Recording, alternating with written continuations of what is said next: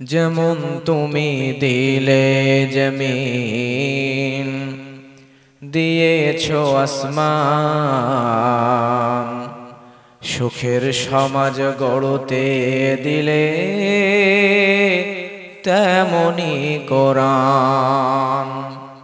যেমন তুমি দিলে জমিন, দিয়েছো আসমান, সুখের সমাজ গড়তে দিলে তেমনি কোরআন। তোমার দয়া ফুরান, দয়া ফুরান, দয়া ফুরান। তৃষ্ণা নিবারণে দিলে স্বচ্ছ সাধু পানি, জঠর জ্বালা জুড়াতে আর ফল ফসল জানি। পথের দিশাই তেমনি দিলে, পথের দিশাই তেমনি দিলে রাসূলে আকরাম, রাসূলে আকরাম, রাসূলে আকরাম। আলহামদুলিল্লাহ। আমার সামনে বসে আছেন দিনদার ইসলাম প্রিয় তৌহিদি জনতা, পর্দার আড়ালে বসে আছেন অবলা সরলা পর্দা নিশা মা এবং বোনেরা। সকলের জন্য দোয়া করছি এভাবে, আল্লাহ সুবহানাহু ওয়া তাআলা আজকের এই কোরআনের মাহফিলে আমাদেরকে যেভাবে কবুল করেছেন, এভাবেই জান্নাতেও একসাথে আমাদেরকে বসবাসের জন্য কবুল করুন। সকলে বলেন আমিন। প্রিয় ভাইরা, আজকের এই কোরআনের মাহফিলে আপনারা এসেছেন, এখানে আসতে পেরে বসতে পেরে আপনারা খুশি না বেজার? আরো জোরে বলেন খুশি না বেজার? যারা হয়েছেন খুশি, মুখে নিয়ে হাসি, উঁচু করে কাল্লা চিৎকার দিয়ে বলেন না সুবহানাল্লাহ, আলহামদুলিল্লাহ। প্রিয় ভাইরা, আজকে আমি খুব ইম্পর্টেন্ট একটি বিষয় থেকে কথা বলবো। আজকের আলোচনার বিষয় হচ্ছে রিজিক। বিষয়ের নাম কি? রিজিক। আমি খুব বেশি সময় নেব না আপনাদের কাছে, আগামী 1 ঘন্টা সময় চেয়ে নেব। এই 1 ঘন্টা যদি আজকের আলোচনাটি মনোযোগ দিয়ে শোনেন এবং এইটা যদি নিজে আমল করেন, তাহলে পৃথিবীতে যতদিন বাঁচবেন এই আলোচনাটা ভালোভাবে আপনার মাইন্ডে সেটআপ করে নিতে পারলে মৃত্যুর আগ পর্যন্ত আর কোনোদিন আপনি রিজিক নিয়ে টেনশন করবেন না। সুবহানাল্লাহ বলেন। এজন্য এই গুরুত্বপূর্ণ আলোচনাটি শোনার জন্য 1 ঘন্টা সময় দেব তো ইনশাআল্লাহ। চলে যাবেন কারা কারা, একটু হাত তোলেন। চলে যাবেন যারা। আমার কথা হচ্ছে, আমার সামনে 50,000 শ্রোতার দরকার নাই, 5 জন শ্রোতা হোক, কিন্তু 5 জন যদি শুনে আমল করে, এইটাই আমার কাছে বেশি লাভজনক মনে হয় দুনিয়া এবং আখিরাত উভয় জায়গার জন্য। হাজারো শ্রোতার দরকার নাই, 5 জন শ্রোতা শুনবেন, 5 জনই আমলের নিয়তে শুনবো এবং আমল করবো ইনশাআল্লাহ। প্রিয় ভাইরা, দুনিয়াতে আমরা মানুষরা রিজিক মনে করি টাকা পয়সাকে, কথা বলেন ঠিক কিনা? কিন্তু আমরা হয়তো এটা জানি না, দুনিয়াতে এই টাকা পয়সাটাই রিজিক নয়। রিজিকের কয়েকটা স্তর আছে। এই স্তরগুলোর মধ্যে একটা স্তর হচ্ছে আমাদের স্ত্রী সন্তান, নেককার স্ত্রী সন্তান। 2 নম্বর মান সম্মান, 3 নম্বর শারীরিক সুস্থতা এবং 4th নম্বর আল্লাহ সুবহানাহু ওয়া তাআলা আমাদের উপর সন্তুষ্ট হচ্ছেন কিনা। এই 4টা হচ্ছে রিজিকের স্তর। জোরে বলেন সুবহানাল্লাহ। বলেন তো রিজিকের মালিক কে? আল্লাহ রাব্বুল আলামিন বলেন, ইন্নাল্লাহা হুয়ার রাজ্জাকু যুল কুওয়াতিল মাতিন। আল্লাহু আকবার।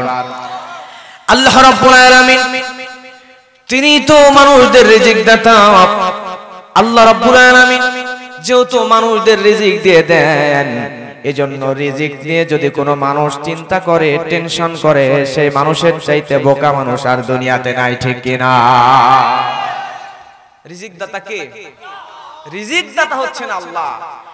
আর আল্লাহকে এই রিজিক দাতার কারণে আল্লাহর একটা নাম হচ্ছে রাজ্জাক। কি নাম? দুনিয়াতে কোনো মানুষকে যদি আপনি রাজ্জাক বলেন তাহলে তাকে আব্দুর রাজ্জাক বলতে হবে। শুধু রাজ্জাক বলা যাবে না, কারণ শুধু রাজ্জাক হচ্ছেন আল্লাহ সুবহানাহু ওয়া তাআলা, যিনি আমরা বান্দাদের রিজিক দেন। জোরে বলেন সুবহানাল্লাহ। এজন্য রিজিক নিয়ে কোনো বান্দা কোনো টেনশন করতে পারবে। হাদিসের মধ্যে আল্লাহর নবী বলেন, ইয়াবাসুল্লাহু ইলাইহি মালাকান বিআরবা'i কালিমাত ফায়ুকতাবু আমালুহু ওয়া আজালুহু ওয়া রিজকুহু ওয়া শাকিয়্যুন আও সাঈদ সুম্মা ইউনফাকু ফীহির রূহ। আল্লাহর নবী হাদিসের মধ্যে বলছেন, মানুষরা যখন মাতৃগর্ভের মধ্যে থাকে, মায়ের গর্ভের মধ্যে আল্লাহ প্রথমে 3টা 40 দিন সময় নেন। জোরে বলবেন কয়টা? 40 দিন। 3টা 40 দিন সময় নেন। প্রথম 40 দিনে মায়ের গর্ভের মধ্যে রক্তের একটা পিণ্ড তৈরি হয়। এরপরে দ্বিতীয় 40 দিন যখন চলে আসে, তখন মায়ের গর্ভের মধ্যে ওই রক্তপিণ্ডটা গোস্তে পরিণত হয়ে যায়। এরপরে তৃতীয় 40 দিন আসলে ওই গোস্তের পিণ্ডটা হাড্ডিতে রূপান্তরিত হয়। রক্ত, গোস্ত এবং হাড্ডি মোট সময় লাগে 120 দিন। কয় দিন? 120 দিন। আল্লাহর নবী বলছেন, এই 120 দিন পার হয়ে যাওয়ার পরে ওই মায়ের গর্ভের মধ্যে সন্তানের কাছে আল্লাহ রাব্বুল আলামিন 2 জন ফেরেশতাকে পাঠিয়ে দেন। ওই 2 জন ফেরেশতা মায়ের গর্ভের মধ্যে চলে আসে। আসার পরে যেই বাচ্চা কেবল মাত্র 120 দিন মায়ের গর্ভের মধ্যে, আমি আপনি আমার আপনার কপালের মধ্যে ফেরেশতারা এসে 4টা জিনিস লিখে দেয়। জোরে বলেন কয়টা? 4টা জিনিস লিখে দেয়। আল্লাহর নবী এটাই বলছেন। কি কি জিনিস লিখে দেয়? ফায়ুকতাবু আমালুহু, 1 নম্বরে লিখে দেয় কাজকর্ম। আমাদের এই মাহফিলে এমনও মানুষ আছে যে মানুষগুলা এই মাহফিলে আসার কথা নয়। কিছু মুরব্বি আছে কাজ কামে ব্যস্ত, মাহফিলে আসার কথাই ছিল না, কিন্তু আজকে মাহফিলে বসে আছে। এমন মুরব্বি আছে না? এই কাজকর্ম আমল আপনি যে মাহফিলে আসছেন, এইটা আজকে নয়, মায়ের পেটের মধ্যে যখন আপনার 120 দিন বয়স, সেদিন আল্লাহর ফেরেশতা আপনার কপালের মধ্যে লিখে দিয়েছেন। সুবহানাল্লাহ। আর আল্লাহ যেটা লিখে রাখেন এর বিরুদ্ধে কোনো কিছু করা আমার আপনার জন্য খুবই কঠিন। যেমন আমি হুজুর, আমি মাহফিলে বক্তৃতা করছি, আমি কি যাত্রা প্যান্ডেলে নর্তকীদের নাচের অনুষ্ঠানে, গানের অনুষ্ঠানে আমি যদি চাইলেও কি যাইতে পারবো? পারবো না, কারণ এটাও আমার কপালে লেখা আছে। সুবহানাল্লাহ বলবেন না? এরপরে 2 নম্বরে হচ্ছে ওয়াজালুহু, 2 নম্বরে মৃত্যু। বান্দা কোন জায়গায় কোন অবস্থায় আমার আপনার মৃত্যু হবে এটাও মায়ের পেটের মধ্যে লেখা। এজন্য আমরা দুনিয়াতে নাম যশ খ্যাতির কারণে মৃত্যুর ভয়ে জালেম শাসকের সামনে যদি দাঁড়াইতে ভয় করি, কোরআনের রাজ কায়েম করার জন্য যদি জীবন দিতে ভয় করি, তাহলে বুঝতে হবে আপনার ঈমান দুর্বল। কারণ আপনার মৃত্যু জন্মের আগে পেটের মধ্যেই লেখা আছে কোথায় কিভাবে হবে। আপনি যদি শহীদি তামান্না নিয়ে কাজ করেন, আল্লাহ রাব্বুল আলামিন আপনাকে এর কারণে জান্নাতের ভিতরে ঢুকায়া দিতে পারেন। সুবহানাল্লাহ। মৃত্যু তো লেখা আছে, আপনি মৃত্যু নিয়ে কেন ভয় করেন? আপনি সব সময় সত্যের পক্ষে থাকবেন, দ্বীনের পক্ষে থাকবেন, ইসলামের পক্ষে থাকবেন, কোরআনের পক্ষে থাকবেন। মৃত্যু যদি লেখা থাকে ওইভাবেই হবে, আর যদি এভাবে মৃত্যু না লেখা থাকে, যেভাবে লেখা আছে সেভাবেই হবে। আল্লাহ যেভাবে চান সেভাবেই মৃত্যু হবে। দুনিয়ার সব মানুষ যদি চায় আপনাকে হত্যা করবে, আর আমার আল্লাহ যদি চায় আমার বান্দাকে আমি বাঁচিয়ে রাখবো, দুনিয়ার সব মানুষ মিলে আপনার একটা পশমও বাঁকা করতে পারবে না। কথা বলেন ঠিক কিনা? এরপরে আমার ভাইয়ারা 3 নম্বরে ওয়ারিসকুহু, আপনার রিজিক আপনার কপালের মধ্যে পেটের মধ্যে লেখা আছে। আপনি কয়টা বাড়ি করবেন দুনিয়াতে, কত কোটি টাকার মালিক হবেন, কয়টা গাড়ি হবে, কত বিঘা সম্পদ আপনি দুনিয়ার জমিনে করবেন, এটা আপনার মায়ের পেটের মধ্যে লেখা আছে।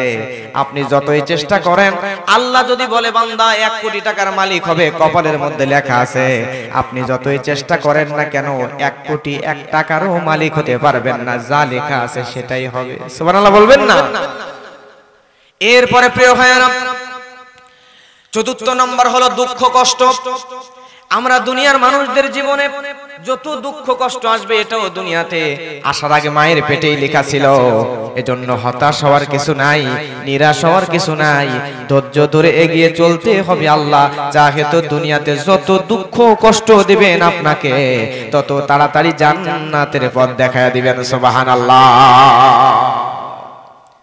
আল্লাহ সুবহানাহু ওয়া তাআলা রিজিক আপনাকে লিখে দিয়েছেন। আপনি যদি চান, মনে করেন আপনি যেদিন জন্ম নিয়েছেন সেদিন থেকে মৃত্যুর আগ পর্যন্ত আপনি 10 কোটি টাকার মালিক হবেন। কয় কোটি? এটা কপালে লেখা আছে। যদি লেখা থাকে 10 কোটি, তাহলে আপনি 10 কোটি টাকারই মালিক হবেন। এখন মাঝখানে দুইটা জিনিস, হালাল আর হারাম, এইটা আপনার উপর আল্লাহ ছেড়ে দিয়েছেন। আপনি যদি হারাম ভাবে ইনকাম করেন তারপরেও আপনি 10 কোটি টাকার মালিক হবেন। আপনি যদি হালাল ভাবে ইনকাম করেন তারপরেও আপনি 10 কোটি টাকারই মালিক হবেন। এর বেশিও হবেন না, কমও হবেন না, কারণ এটা আপনার কপালের মধ্যে লেখা আছে। এজন্য কেন আপনি রিজিক নিয়ে টেনশন করেন? রিজিক তো আপনার লেখা। আপনি কেন সুদে টাকা কাটাবেন? কেন আপনি ঘুষ খাবেন? কেন আপনি 2 নাম্বারি করে জুলুম করে মানুষের উপর জুলুম করে টাকা উপার্জন করবেন? এই টাকা যদি আপনি অন্যায় ভাবে উপার্জন করেন, তবুও যেই টাকার মালিক আপনি হবেন। আপনি হালাল ভাবে উপার্জন করলেও একই ভাবেই আপনি একই পরিমাণ সম্পদের মালিক হবেন। অতএব হারাম দিকে যাওয়া যাবে, এইটা আপনি জন্মের আগেই আপনার মাতৃ গর্ভের মধ্যে, আপনার কপালের মধ্যে ফেরেশতারা লিখে দিয়েছেন। আর একবার বলেন সুবহানাল্লাহ। ছোট্ট একটা ঘটনা বলছি প্রিয় ভাইয়েরা, তাহলে পুরো বিষয়টা ক্লিয়ার হয়ে যাবে। আল্লাহর নবীর জামাই, প্রিয় নবীজির প্রিয় সাহাবী হযরতে আলী রাদিয়াল্লাহু তাআলা আনহু, এই সাহাবী হযরতে আলী তিনি একদিন কোন এক সফরে বের হয়েছেন ঘোড়ার পিঠে করে।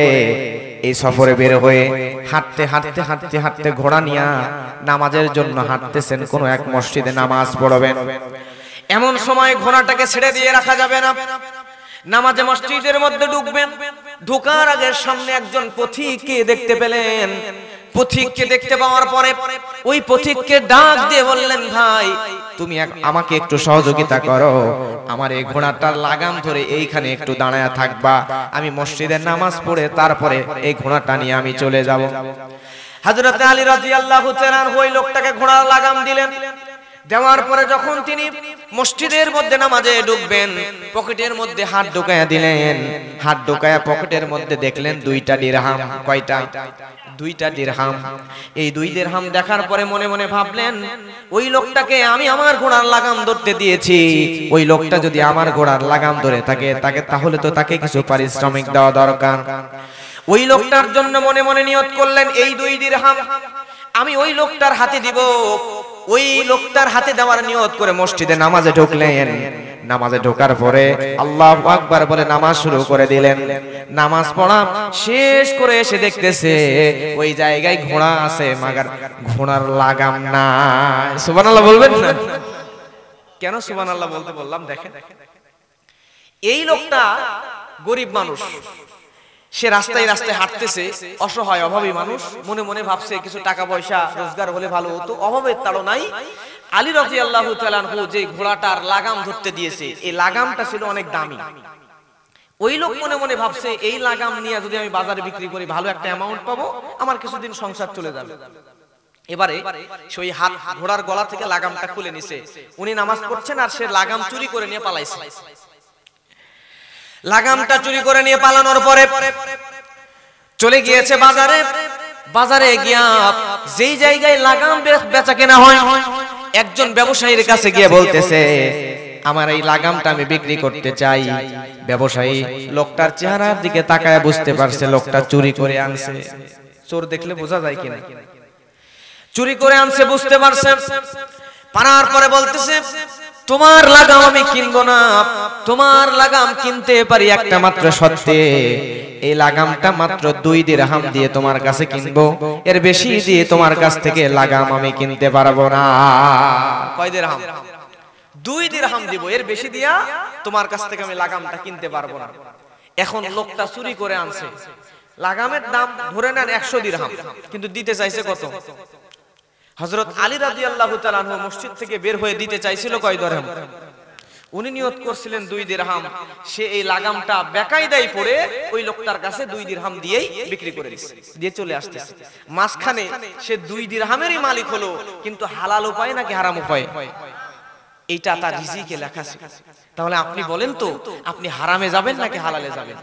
আপনি সুদের উপর টাকা নেবেন, ঘুষ খাবেন, দুই নাম্বারি করবেন, সমাজের মানুষের গরিবদের টাকা আত্মসাৎ করে খাবেন। যেভাবেই খান, আপনি যতটুকু উপার্জন করছেন জেনে রাখেন হারাম ভাবে যেটা করছেন। আপনি যদি হারাম না করে হালাল অবস্থায় টিকে থাকতেন, যে টাকার মালিক হারাম ভাবে আপনি কোটিপতি হচ্ছেন, আল্লাহ আপনাকে ওই টাকার মালিক হালাল ভাবেই করে দিত। শুধু পরিশ্রম আর ধৈর্য নিয়ে সামনে এগিয়ে যেতে হবে। জোরে বলেন সুবহানাল্লাহ। আমল সে জিंदगी बनती है, अमल से जिंदगी बनती है, ए जन्नत भी ए जहन्नम भी, ए खाकी अपनी फितरत है ना नारी ना नूरी। আমল দিয়ে মানুষের জিন্দেগি তৈরি হয়, আমল দিয়ে মানুষের জিন্দেগি তৈরি হয়।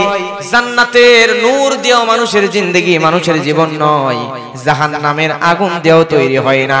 আপনি যেমন আমল করবেন আল্লাহ সুবহানাহু ওয়া তাআলা আপনাকে তেমনি ফলাফল দান করবেন। সুবহানাল্লাহ। রিজিকের মালিক জোরে বলেন কে? আল্লাহ রাব্বুল আলামিন কোরআনের মধ্যে বলছেন, ولو أن أهل القرى آمنوا واتقوا لفتحنا عليهم بركات من السماء والأرض। الله أكبر। আল্লাহ রাব্বুল আলামিন আয়াতে কোরআন মাজিদের মধ্যে বলে দিচ্ছেন, আল্লাহ রাব্বুল আলামিন বলছেন, ওই জনপদের লোকেরা যদি ঈমান আনয়ন করত, তাহলে ঈমান আনার কারণে আর পরহেজগারি করার কারণে আমি আল্লাহ রাব্বুল আলামিন ওই বান্দাদের উপরে আসমানি এবং জমিনি সমস্ত নিয়ামতের দরজা খুলে দিতাম। সুবহানাল্লাহ। দুনিয়ার মধ্যে যত মানুষ আছে সব মানুষগুলা যদি পরহেজগারিতা আর ঈমানদারিতা এনে কাজ করে, তাহলে আসমান এবং জমিনের সমস্ত নিয়ামতের দরজা জোরে বলেন খুলে দিবেন কে? তার উজ্জ্বল দৃষ্টান্ত আমাদের বাংলাদেশে ইলিশ মাছ আছে না নাই? ইলিশ মাছ সবচাইতে বেশি যে জায়গায় হয়, এই নদীটার নাম হচ্ছে পদ্মা নদী। কি নদী? আমি ভারতে মাঝে মধ্যে প্রত্যেক বছরই ভারতে মাহফিলে যাই প্রিয় ভাইরা।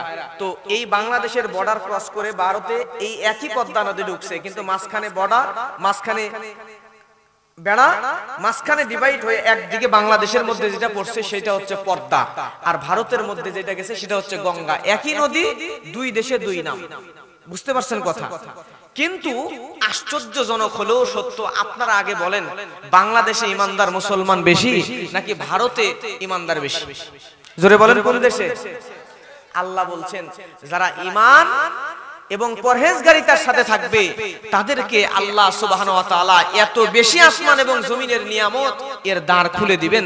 তার উজ্জ্বল নমুনা দৃষ্টান্ত হচ্ছে এইটাই। বাংলাদেশে এই পদ্মা নদীতে সবচাইতে বেশি ইলিশ পাওয়া যায়, কিন্তু ভারতের গঙ্গা নদীতে ইলিশ খুব একটা খুঁজে পাওয়া যায়, যদিও দুই একটা পাওয়া যায়, স্বাদ হয় না। এজন্য ভারতের নাগরিকরা বাংলাদেশের ইলিশের প্রতি তাদের খুব টান। প্রিয় ভাইরা, আর বাংলাদেশের ইলিশ মাছ আপনারা হয়তো জানেন, এক বাসায় যদি ইলিশ রান্না করে আশেপাশের 2-3 বাড়ি পর্যন্ত ইলিশ রান্নার ঘ্রাণ চলে যায়। সুবহানাল্লাহ বলবেন না? আমার প্রিয় ভাইরা লক্ষ্য করেন, শুধু তাই নয়, আস্তে আস্তে জনসংখ্যা বাড়তেছে, কিন্তু ঈমান যদি মানুষের মধ্যে থাকে তাহলে মানুষদের রিজিক বাড়ায় দিবেন কে? আরেকটু জোরে বলেন না কে? আমার দেশে আজ থেকে 50-55 দেশে মানুষ ছিল 7 থেকে 7.5 কোটি, কিন্তু আজকে 2024 সালে বাংলাদেশের মানুষ হয়ে গিয়েছে প্রায় 20 কোটি। কয় কোটি? 20 কোটি মানুষ হয়ে গিয়েছে। কিন্তু আমার বাংলাদেশে মানুষ বেড়ে গেছে ঠিক, কিন্তু খাবারের কি অভাব হয়ে গেছে? আজ থেকে 20-30-40 বছর আগে, এই যে আপনারা মুরব্বী আছেন, সামনেও মুরব্বী আছেন, আপনারা খুব ভালো বলতে পারবেন যে আজ থেকে 20-30-40 বছর আগে এই বাংলাদেশের পেয়ারা গাছগুলোর মধ্যে পেয়ারা ধরতো এত টুকটুক, ঠিক না? অনেক বড় গাছ, গাছের উপরে উঠে উঠে নামাইতে হতো, এত টুকটুক পেয়ারা হইতো। কিন্তু 7.5 কোটি মানুষ বাড়তে বাড়তে 20 কোটি হয়ে গিয়েছে। আবার এই 20 কোটি মানুষের রিজিকের ব্যবস্থা আমার আল্লাহ সুবহানাহু ওয়া তাআলা কেমনে করে দিয়েছেন? যেই গাছে 20টা 50টা পেয়ারা দিলে 1 কেজি হইতো, আজকে ওই পেয়ারার গাছে আল্লাহ এত বরকত দিয়েছে, এত বরকত দিয়েছে, একটা পেয়ারাই 1 কেজি ওজন হয়ে যায়। জোরে বলেন সুবহানাল্লাহ। আগের আমলে একটা জমিতে ফসল হইতো একবার, আর এখন মানুষ বেড়ে গেছে। আল্লাহ কত রহমত, আমার আল্লাহ কত দয়াবান। আমার আল্লাহ ওই জমিতেই, যেই জমিতে 20 বছর আগে ধান হইতো একবার, ওই জমিতেই আল্লাহ 20 বছর 30 বছর পরে ফসল বানায়া দিচ্ছেন বান্দাদের জন্য 3 বার। জোরে বলেন সুবহানাল্লাহ। রিজিক কি কমে গিয়েছে?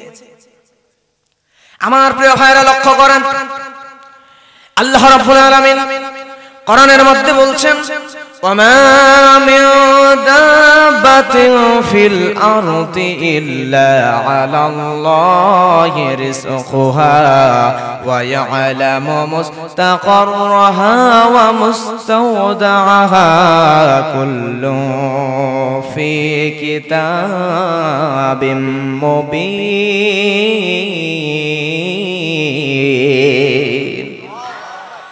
আল্লাহ রাব্বুল আলামিন আয়াতের মধ্যে বলে দিচ্ছেন, পৃথিবীতে আর এমন কোন বিচরণশীল জীব নাই। আল্লাহ আয়াত দিয়ে সুন্দর করে জানিয়ে দিচ্ছেন, দুনিয়ার মধ্যে যত বিচরণশীল যত জীব আছে, প্রাণী আছে, এই সমস্ত প্রাণীর জীবিকার দায়িত্ব, খাবারের দায়িত্ব, বাসস্থানের দায়িত্ব, সবকিছুর দায়িত্ব আল্লাহ সুবহানাহু ওয়া তাআলা নিয়ে নিয়েছে। আপনারা বলেন তো, পৃথিবীতে যত প্রাণী আছে, এই প্রাণীগুলোর মধ্যে বেশি খাবার খায়, এরকম সবচাইতে বেশি খাবার খায় সবচাইতে বড় প্রাণীর নাম কি বলেন তো? নীলতিমি। সবচাইতে বেশি খাবার খায় যে প্রাণীগুলো, তার মধ্যে একটা হচ্ছে নীলতিমি।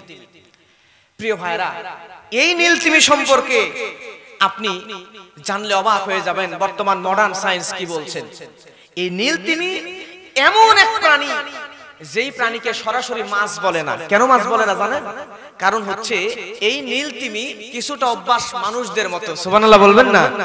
অন্যান্য সব তিমি ডিম দিয়া বা বাচ্চা দিয়া ছেড়ে চলে যায়, কিন্তু নীলতিমি বাচ্চা দেওয়ার পরে বাচ্চাকে ছেড়ে যায় না, বরং সে মানুষ যেমন তার বাচ্চাকে দুধ পান করায়, এই তিমি মাছ তার বাচ্চাকে সে দীর্ঘদিন পর্যন্ত দুধ পান করায় এবং সাথে সাথে রাখে। সুবহানাল্লাহ।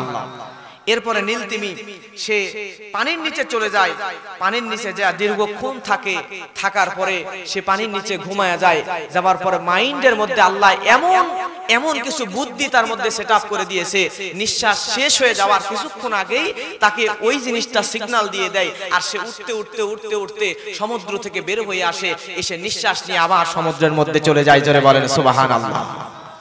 এই নীলতিমির মানুষদের মস্তিষ্কের একটা অংশ হয়, আর তিমির মস্তিষ্কের অংশ হয় দুইটা। জোরে বলেন কয়টা? আমার প্রিয় ভাইরা, এই নীলতিমি প্রায় 100 ফিট লম্বা হয়। এই নীলতিমির ওজন হয় 200 মেট্রিক টন। কত মেট্রিক টন? 200 মেট্রিক টন ওজন হয়।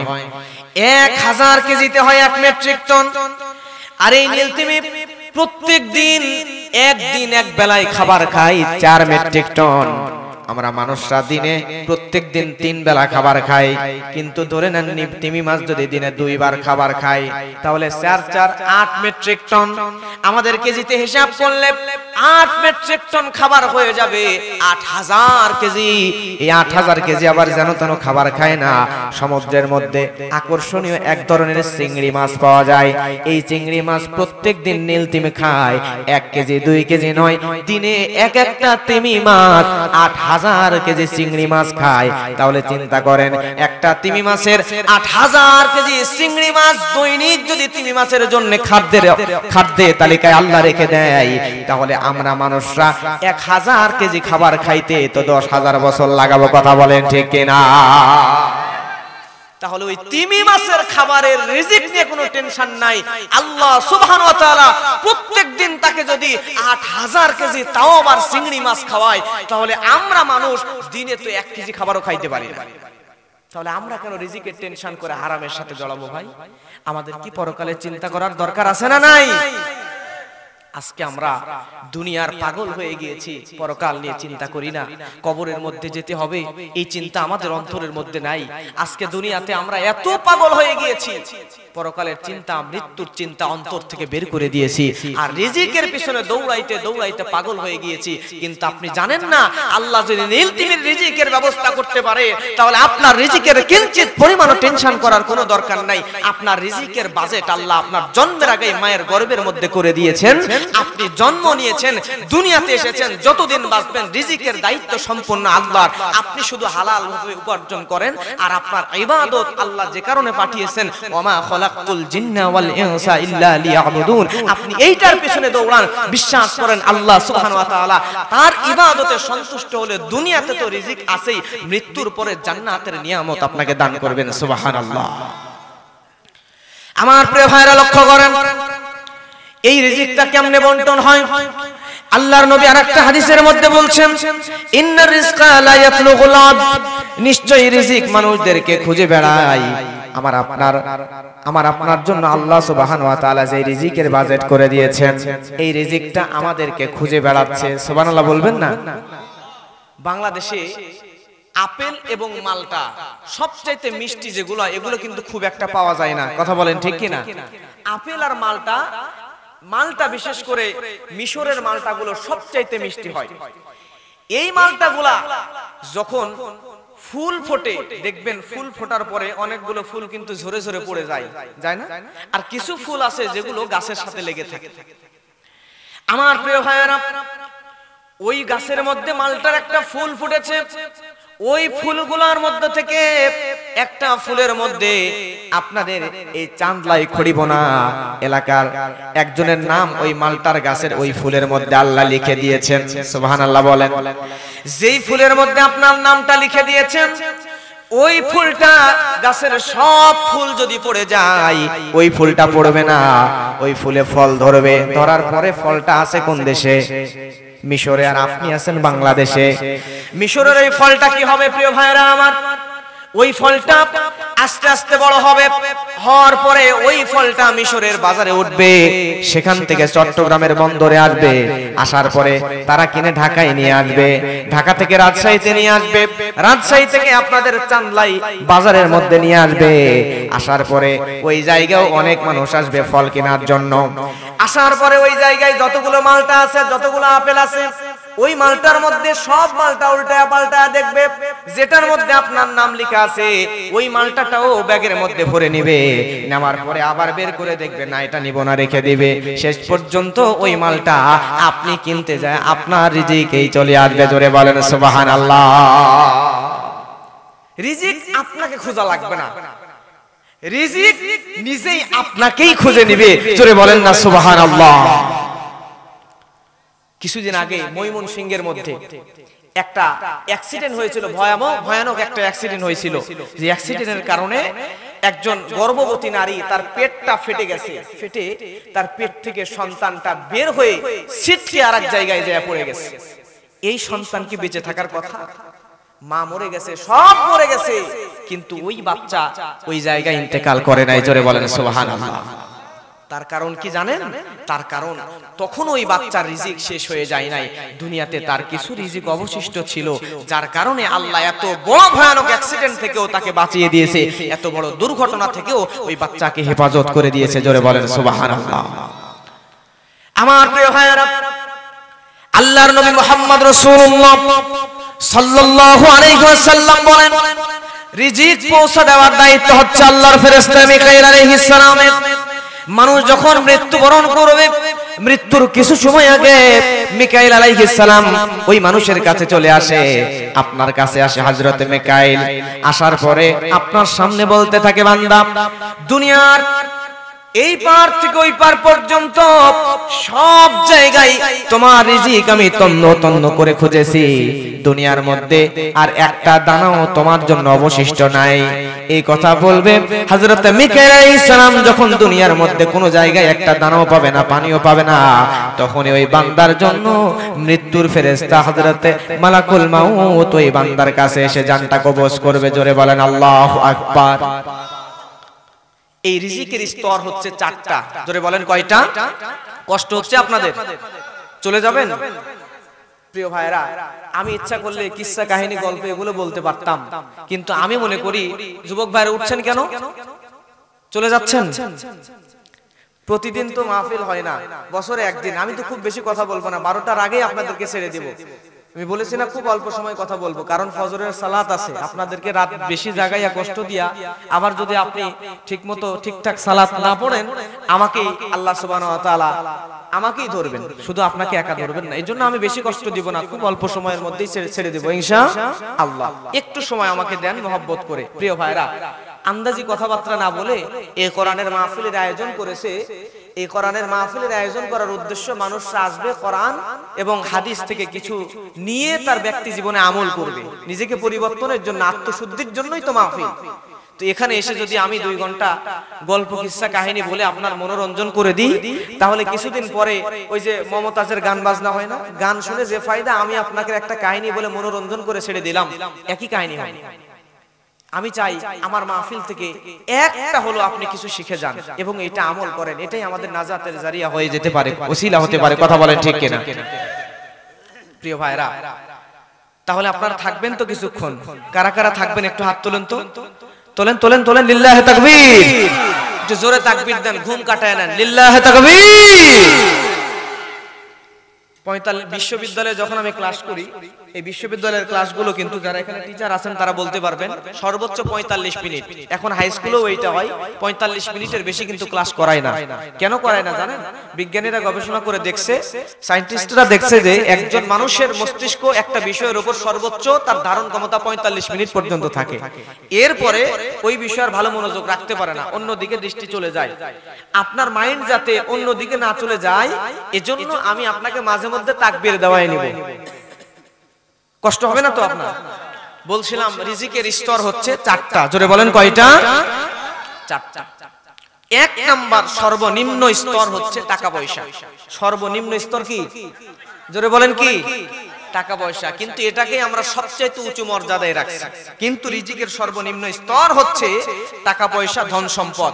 2 নাম্বার সর্বোচ্চ স্তর হচ্ছে শারীরিক এবং মানসিক সুস্থতা। জোরে বলেন সুবহানাল্লাহ। যে মানুষ সুস্থ নয়, যে মানুষ অসুস্থ, সেই মানুষই জানে যে অসুস্থতা মানুষের জন্য কতটা কষ্টদায়ক। এরপরে 3 নাম্বার রিজিকের সর্বোত্তম স্তর হচ্ছে নেককার স্ত্রী, নেককার সন্তান। সুবহানাল্লাহ বলবেন না? এই সমাজের মধ্যে যেই মানুষগুলার স্ত্রী এবং সন্তান নেককার হয়, ওই মানুষগুলার চাইতে সুখী মানুষ, ভালো মানুষ আল্লাহর আসমানের নিচে জমিনের উপর একটাও নাই। কথা বলেন ঠিক কিনা? আর স্ত্রী সন্তান যদি বেঈদিন হয়, স্ত্রী সন্তান যদি ভালো স্ত্রী, ভালো সন্তান, নেককার স্ত্রী, নেককার সন্তান না হয়, তাহলে ওই মানুষের 1000 কোটি টাকা থাকতে পারে, কিন্তু ওই মানুষের চাইতে অসহায় আল্লাহর আসমানের নিচে জমিনের উপরে আর একটাও নাই। কথা বলে ঠিক কিনা? প্রিয় ভাইরা, এরপরে রিজিকের 4 নাম্বার পরিপূর্ণ স্তর হচ্ছে আল্লাহ সুবহানাহু ওয়া তাআলার সন্তুষ্টি অর্জন। কার সন্তুষ্টি অর্জন? এখানে আমরা বসে আছি কার সন্তুষ্টি অর্জনের জন্য? আমার ভাইয়েরা লক্ষ্য করেন, এবার আপনাদেরকে 6টা এমন আমল শিখিয়ে দিব। এই 6টা আমল যদি আপনি করতে পারেন, তাহলে আল্লাহ সুবহানাহু ওয়া তাআলা আপনাকে কোনোদিন রিজিকের অভাবে ফেলবেন না। সুবহানাল্লাহ। আপনার আমার রিজিক বৃদ্ধি করার জন্য 6টা আমল কোরআন সুন্নাহ থেকে আমি শিখিয়ে দেব। জোরে বলবেন কয়টা? আরো জোরে সবাই জবান খুলে বলেন কয়টা? 6টা আমল করতে পারলে আপনার রিজিক বৃদ্ধি পাবে। 1 নাম্বার তাকওয়া এবং তাওয়াক্কুল। 1 নাম্বার কি? তাকওয়া এবং তাওয়াক্কুল। আল্লাহ রাব্বুল আলামিন কোরআনের মধ্যে বলছেন, ويرزقه من حيث لا يحتسب ومن يتوكل على الله فهو حسبه إن الله بالغ أمره قد جعل الله لكل شيء قدرا। الله أكبر। দেখেন এখানে আয়াতের মধ্যে আল্লাহ রাব্বুল আলামিন সুন্দর করে জানিয়ে দিচ্ছেন, আমি আল্লাহ ওই বান্দাকে ধারণাতীত জায়গা থেকে রিজিক দেব। তার মানে হলো আপনি ধারণাও করতে পারেন নাই, আপনাকে আল্লাহ সুবহানাহু ওয়া তাআলা এমন জায়গা থেকে রিজিক দিয়ে দিবেন, যেই জায়গা থেকে রিজিক আসবে আপনি কোনোদিন কল্পনায়ও এইটা আনতে পারেন নাই। জোরে বলেন সুবহানাল্লাহ। এমন জায়গা থেকে রিজিক দেবেন আপনি ধারণাও করতে পারেন না, এই জায়গা থেকে রিজিক আসতে পারে। এই আয়াতের ব্যাখ্যা করতে গিয়ে মুফাসসিরগণ বলছেন, একটা ঘটনা উল্লেখ করেছেন। বিখ্যাত আল্লাহর একজন বান্দা, বুজুর্গ একজন ব্যক্তির নাম তার জুন্নুন মিসরি রাহমাতুল্লাহ আলাইহি। এই জুন্নুন মিসরি নামক ব্যক্তিটা আল্লাহর খাস একজন বান্দা ছিল, অনেক ইবাদত গুজার বান্দা ছিল। উনি একদিন একটা সফরে বের হয়েছেন। সফরে বের হওয়ার পরে তিনি তার সঙ্গে খাবারের জন্য একটা রুটি সঙ্গে করে নিয়েছেন। নেওয়ার পরে এই রুটিটা নিয়ে তিনি একটা জায়গায় বসলেন আহার করার জন্য। রুটিটাকে দুই ভাগ করলেন। কয় ভাগ? দুই ভাগ করলেন। দুই ভাগ করার পরে এই রুটিটার অর্ধেকটা খেলেন আর অর্ধেকটা পরে খাওয়ার জন্য রেখে দিলেন। এমন সময়ে ওই রুটিটা তিনি লক্ষ্য করে দেখলেন কই থেকে যেন একটা কাক আসলো। আসার পরে ওই রুটিটা সবল দিয়া ঠোঁট দিয়া তুলে নিয়া দূরে চলে গেল। ইনি রাগ হয়ে গেলেন, মনে মনে ভাবলেন আহারে আমার রুটিটা কেন কাক নিয়ে চলে গেল। কাকের পিছু নিলেন রাগের চোটে। কাকের পিছু নিলেন, নিয়ে পিছু নিয়ে সামনে যাইতে যাইতে দেখতেছে সামনে একটা গাছের উপরে ওই কাকটা বসলো। কিন্তু আশ্চর্যের বিষয় হলো এটা, ওই কাক যেই রুটির অর্ধেক টুকরা নিয়ে এসেছিল এই রুটির অর্ধেক টুকরা কাক খাইতেছে না, বরঞ্চ ওই কাক রুটির অর্ধেক টুকরা থেকে পা দিয়ে ঠোঁট দিয়া চিড়ে চিড়ে চিড়ে চিড়ে খুলে খুলে ছিঁড়ে ছিঁড়ে নিচের দিকে ফালায়া দিচ্ছে। জুন্নুন মিসরি আস্তে আস্তে সামনে আগালেন। আহারে কাক রুটি নিয়ে আসলো কিন্তু খাই না কেন। তিনি যখন সামনে আগালেন, আগানোর পরে দেখতে পেলেন অদৃশ্যের মতো একটা গুহা, যেটা ভালো করে দূর থেকে দেখা যায় না। ওই গুহার মধ্যে গাছের উপর থেকে কাক রুটিটা ছিঁড়ে ছিঁড়ে ওই গুহার মধ্যে ফালায়া দিচ্ছে। আর ওই গর্তের ভিতরে জুন্নুন মিসরি তাকায়া দেখতেছে ওই গর্তের মধ্যে একজন যুবক লোক অসহায় অনাহার একদম দুর্বল অসুস্থ হয়ে ওই গর্তের মধ্যে পড়ে আছে। আর কাক রুটিটা ছিঁড়ে ছিঁড়ে ওই যুবকের পাশে ফালায়া দেয় আর ওই যুবক ওই জায়গা থেকে রুটিটা তুলে তুলে খায়। সুবহানাল্লাহ। এইবারে জুন্নুন মিসরি তিনি এবার এলাকার মধ্যে একটু খোঁজাখুঁজি করে কিছু মানুষকে সঙ্গে করে নিয়ে আসলেন। আসার পরে লম্বা একটা রশি গর্তের মধ্যে ফালাইয়া দিলেন। এত নিচু গর্ত যে এই জায়গায় যদি কেউ পড়ে যায় সহজে ওই জায়গা থেকে উঠতে পারবে না।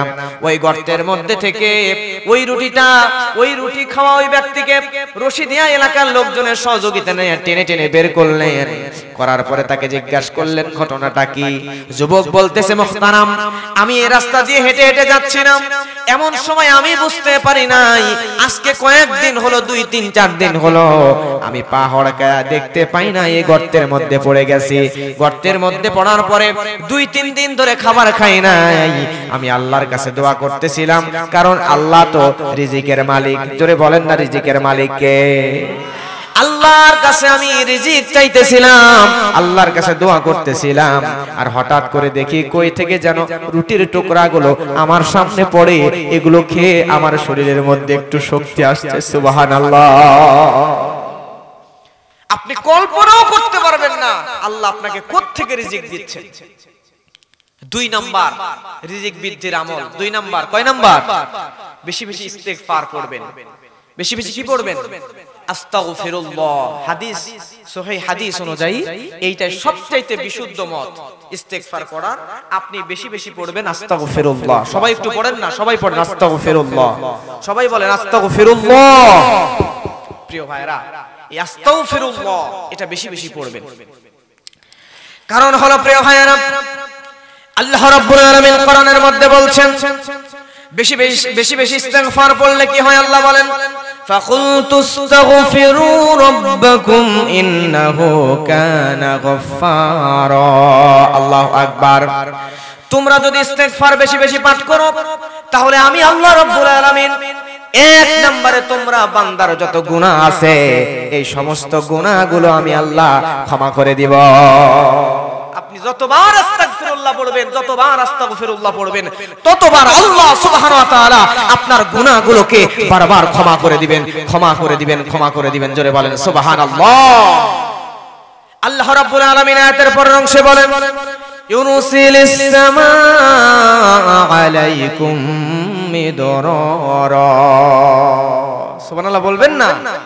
যদি কোনো জনপদের বান্দা, যদি কোনো এলাকার বান্দা, আমার কোনো বান্দা বেশি বেশি ইস্তেগফার পড়ে, তাহলে ওই জনপদের মধ্যে আমি আল্লাহ সুবহানাহু ওয়া তাআলা অসাধারণ রহমতের বৃষ্টি দান করব। জোরে বলেন না সুবহানাল্লাহ। আর রহমতের বৃষ্টি আল্লাহ তখন দেন যখন আল্লাহ সুবহানাহু ওয়া তাআলা ওই বান্দাদের উপর খুশি হয়ে যান, সন্তুষ্ট হয়ে যান। জোরে চিৎকার দিয়ে বলেন সুবহানাল্লাহ। আল্লাহ রাব্বুল আলামিন বলছেন ওয়ায়ুমদিদকুম বিআমওয়ালিন ওয়া বানিনা ওয়া ইয়াজআল লাকুম জান্নাতিন ওয়া ইয়াজআল লাকুম আনহারা। আল্লাহু আকবার। এর মধ্যে আল্লাহ রাব্বুল আলামিন বলছেন আমি আল্লাহ বান্দাদেরকে এমন রিজিক দান করব, ওই বান্দাদের সম্পদ আমি আল্লাহ বাড়ায়া দিব। সুবহানাল্লাহ। ইস্তিগফার বেশি বেশি পড়বেন, আস্তাগফিরুল্লাহ বেশি বেশি পড়বেন, তাহলে আল্লাহ 1 নম্বরে সম্পদ বাড়ায়া দিবেন, 2 নম্বরে সন্তান বাড়ায়া দিবেন, 3 নম্বরে আপনাকে বাগান বাড়ায়া দিবেন, আর 4 নম্বরে রহমতের নদী বহমান করে দিবে। এই 4টা রিজিক আপনাকে আল্লাহ দিয়ে দিবেন। যত ইস্তিগফার পড়বেন, যত ইস্তিগফার পড়বেন, আল্লাহ সুবহানাহু ওয়া তাআলা আপনাকে তত দিবেন। জোরে বলেন সুবহানাল্লাহ। এরপর আল্লাহর নবী বলেন মান লাজিমাল ইস্তিগফার জাআলাল্লাহু লাহু মিন কুল্লি রিজকিন মাখরাজা ওয়া মিন কুল্লি হাম্মিন ফারাজা ওয়া রাযাকা মিন হাইথু লা ইয়াহতাসিব। আল্লাহু আকবার বলেন। কেউ যদি বেশি বেশি ইস্তিগফার পাঠ করে আল্লাহ রাব্বুল আলামিন তাকে বিপদ থেকে মুক্ত করে দিবেন। ওই বান্দার জীবনে যত দুশ্চিন্তা আছে সব দুশ্চিন্তাগুলো দূর করে দিবেন। শুধু তাই নয়, ওই বান্দাকে এমন জায়গা থেকে আল্লাহ রিজিক দিয়ে দিবেন ওই বান্দা কল্পনায়ও আনতে পারে নাই। এই জায়গা থেকে আমার আল্লাহ আমাদেরকে রিজিক দিতে পারেন। সুবহানাল্লাহ। এরপরে 3 নাম্বার রিজিক বৃদ্ধির আমল। কয় নাম্বার? 3 নাম্বার রিজিক বৃদ্ধির আমল। আল্লাহর নবী বলছেন মান আরাদা ইয়াফসাতা লাহু ফি রিজকিহি আও ইউনসা লাহু ফি আসরিহি ফালইয়াসিল রহিমাহু। আল্লাহর নবী হাদিসের মধ্যে বলছেন যদি কোনো বান্দা রিজিক বৃদ্ধি করতে চায়, যদি কোনো বান্দা সম্পদ বাড়াইতে চায়, বান্দা যদি রিজিক বৃদ্ধি করতে চায়, হায়াত যদি বাড়াতে চায়, তাহলে ওই বান্দা যেন প্রতিবেশীর সঙ্গে ভালো ব্যবহার করে, ওই বান্দা যেন প্রতিবেশীর সঙ্গে এবং আত্মীয়দের সঙ্গে সম্পর্ক রক্ষা রাখে। জোরে বলেন সুবহানাল্লাহ। তাহলে আপনি যদি রিজিক বৃদ্ধি করতে চান তাহলে আত্মীয়র সাথে সম্পর্ক রাখতে হবে এবং প্রতিবেশীর সঙ্গে কি করতে হবে? ভালো ব্যবহার করতে হবে। কিন্তু দুঃখজনক হলেও এটা সত্য, আমাদের সমাজের অনেক মানুষ আছে বাইরের মানুষের কাছে অনেক ভালো, কিন্তু প্রতিবেশীকে এত পরিমাণ গালমন্দ করে ঝগড়া লাগার ওস্তাদ। আছে না? আছে না? আছে না? বাড়ির সামনে রাস্তা, তার জমি দিয়ে রাস্তার উপরে বেড়া দিয়ে দিয়েছে, পিছনের বাড়িওয়ালা যাতে বের হতে না পারে। আছে না? নাই? এই সমস্ত কাজ করা যাবে না। আপনি যদি হায়াত বাড়াতে চান, আপনি যদি রিজিক বৃদ্ধি করতে চান, তাহলে আপনার প্রতিবেশীর সাথে আপনার সুসম্পর্ক রাখতে হবে, প্রতিবেশীর সঙ্গে ভালো ব্যবহার করতে হবে এবং আত্মীয়র সাথে সম্পর্ক ছিন্ন করা যাবে।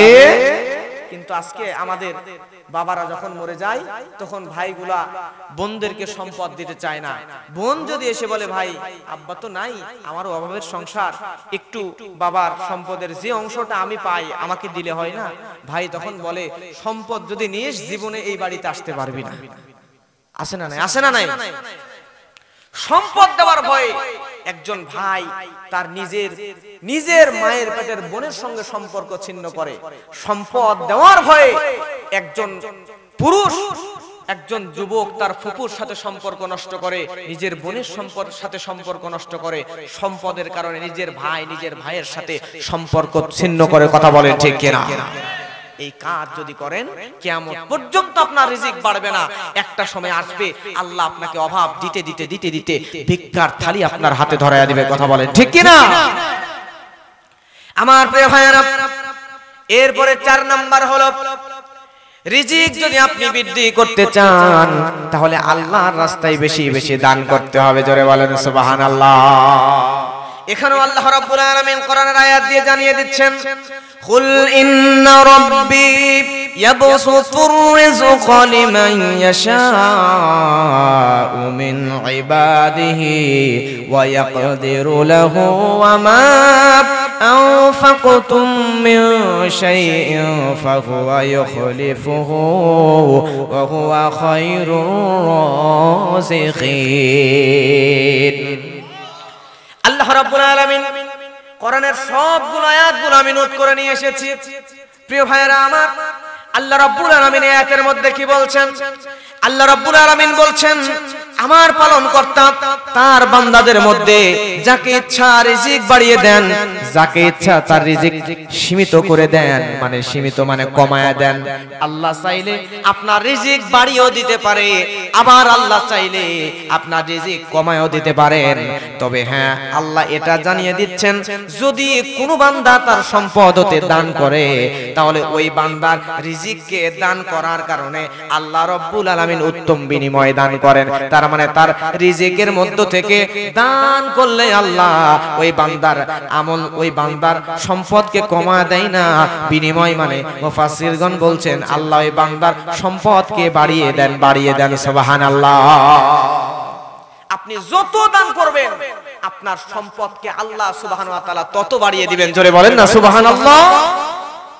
প্রিয় ভাইরা, তাহলে বেশি বেশি দান করার দরকার। জোরে বলেন আছে না নাই? লক্ষ্য করেন যে এরপরে আল্লাহ রাব্বুল আলামিনের নবী যেমন করে কতগুলো হাদিস আমাদের সামনে বর্ণনা করেছেন। রিজিক বৃদ্ধির 5 নাম্বার আমল হলো, হাদিসের মধ্যে আসছে আল্লাহর নবী বলছেন, তাবিয়্যু বাইনাল হাজ্জি ওয়াল উমরাহু ফাইন্নাহু ইয়ানফি আনিল ফাখর ওয়াজ যুনুব। যদি কোনো বান্দা হজ এবং উমরা করে, কি করে? যদি কোনো বান্দা হজ করে, যদি কোনো বান্দা উমরা করে, তাহলে ওই বান্দার রিজিককেও আল্লাহ রাব্বুল আলামিন হজ এবং উমরার মাধ্যমে বাড়িয়ে দেন। সুবহানাল্লাহ। সামর্থ্য থাকলে হজ করবেন। 5-7 লাখ টাকা খরচ হচ্ছে, মনে করতেছেন, যদি মনে করেন এত টাকা খরচ হবে, রিজিক মনে হয় আল্লাহ কমায়া দিবে, আমার তো সম্পদ কমে যাবে। বিশ্বাস করেন, আপনি যদি হজ করেন আপনি 7 লক্ষ টাকা খরচ করবেন, যদি উমরা করেন 1.5 লক্ষ টাকা খরচ করবেন, আল্লাহ আপনাকে কোন দিক দিয়ে না কোন দিক দিয়ে 10 লক্ষ টাকার মালিক বানায় দিবে। জীবনে এত বরকত দিবে, এত বরকত দিবে, আপনি কল্পনাও আনতে পারেন নাই। হজের পরে উমরার পরে আল্লাহ সুবহানাহু ওয়া তাআলা আপনাকে এত বরকত দিয়ে ভরপুর করে দিবেন। সুবহানাল্লাহ। এরপরে প্রিয় ভাইরা আমার, 6 নাম্বার রিজিক বৃদ্ধির আমল হলো সূরা ওয়াকিয়া। কোন সূরা? সূরা ওয়াকিয়ায় ভোগেন গরীব মানুষ, টাকা পয়সা সম্পদ নাই, অভাবে দিন যাপন করেন। যারা কোরআন তেলাওয়াত করেন, বিশ্বাস করেন আপনি যদি সূরা ওয়াকিয়া তেলাওয়াত করেন তাহলে কি হবে প্রিয় ভাইরা আমার? ইবনে আব্বাস রাদিয়াল্লাহু তাআলা আনহুকে জিজ্ঞাসা করা হলো, আপনি আপনার পরিবারের জন্য কোন সম্পদ কি রেখে গিয়েছেন? তিনি সঙ্গে সঙ্গে বলছেন, আমি আমার পরিবারকে সূরা ওয়াকিয়া শিক্ষা দিয়েছি। কারণ হলো তারা প্রতি রাতে এই সূরা ওয়াকিয়া তেলাওয়াত করে, আর এই ওয়াকিয়া যারা প্রতি রাতে তেলাওয়াত করবে আল্লাহ রাব্বুল আলামিন কোনদিন তাদের খাবারের অভাব দিবেন না। সুবহানাল্লাহ। আমি আপনি যদি প্রতিদিন কোন সূরা মনে থাকবে নাকি ভুলে যাবেন? ভুলে যাবেন না তো? শেষ করে দিব। কয় মিনিট থাকবে না? কয় মিনিট থাকবে না? আমি তো সারা রাত 3 দিন 4 দিন 5 দিনও পারবো। আমি আপনারা এই যে শুনতেছেন, আপনাদের কাছে আপনাদের সামনে আমি 1 ঘন্টায় 1.5 ঘন্টায় যে কথাগুলো বলছি, এই 1.5 ঘন্টার আলোচনা আমি রেডি করছি। আমি কিন্তু ওই অন্য 10 জন বক্তার মতো ক্যাসেট মুখস্থ করে এসে ওয়াজ করতেছি না। একটা ওয়াজ রেডি করতে আমার কমপক্ষে 2-3 মাস সময় লাগে। এই 3 মাসের পরিশ্রম আপনাকে 1.5 ঘন্টায় দিয়ে দিচ্ছি। আলহামদুলিল্লাহ বলবেন না? তো তাহলে এই 3 মাস পরিশ্রম করে আপনাকে আমি দিচ্ছি 1.5 ঘন্টায়। এই 1 ঘন্টা 1.5 ঘন্টা আপনি একটু পরিশ্রম করতে পারবেন না? পারবেন তো ইনশাআল্লাহ? প্রিয় ভাইরা, ঘুম ধরে গেছে? আরেকবার তাকবীর দেবেন, সবাই হাত তুলবেন। যুবক ভাইরা পিছনে ওই যে মাহফিল কমিটির যারা আছে তোমরা জোরে আওয়াজ দিবা, আর মুরব্বি আপনারা একটু জোরে আওয়াজ দিবেন। ঘুম যাতে 2-1 জনের কিন্তু ঘুম ধরছে আশেপাশে দেখতে পাচ্ছি। তো ঘুমাইলে কোনো লাভ নাই। বছরে একটা দিন ঘুম আসলে প্রয়োজনে চোখ ঢলে হলেও ঘুম জাগ্রত করেন, আর এত জোরে আওয়াজ দেবেন আশেপাশে সবগুলোর ঘুম যাতে ভেঙে যায় ইনশাআল্লাহ। তোলেন, হাত তোলেন, 2 হাত টান টান করে তুলবেন, ঘুম যাতে কেটে যায়। আর অল্প সময়ের মধ্যে শেষ করে দিব। সবাই তোলেন তোলেন তোলেন, লিল্লাহি তাকবীর। এত ধীরে না, তাকবীর দেবেন রবের নামে। অরব্বাকা ফাকাব্বির, তাকবীর হবে রবের নামে। আপনি তাকবীর দেবেন এই রাজশাহীর গোদাগাড়ির মাটি থেকে, এখান থেকে চলে যাবে ঢাকা, ঢাকা থেকে আপনার তাকবীরের ধ্বনি চলে যাবে আমেরিকা, সেখান থেকে ইউরোপ থেকে আফগানিস্তান, তামাম পৃথিবীর মধ্যে আপনার তাকবীরের ধ্বনি প্রকম্পিত হতে হতে আপনার তাকবীরের ধ্বনি যেন আল্লাহর আরশে আজিম পর্যন্ত চলে যায়। এত ধীরে তাকবীর দেবেন। লিল্লাহি তাকবীর, নারে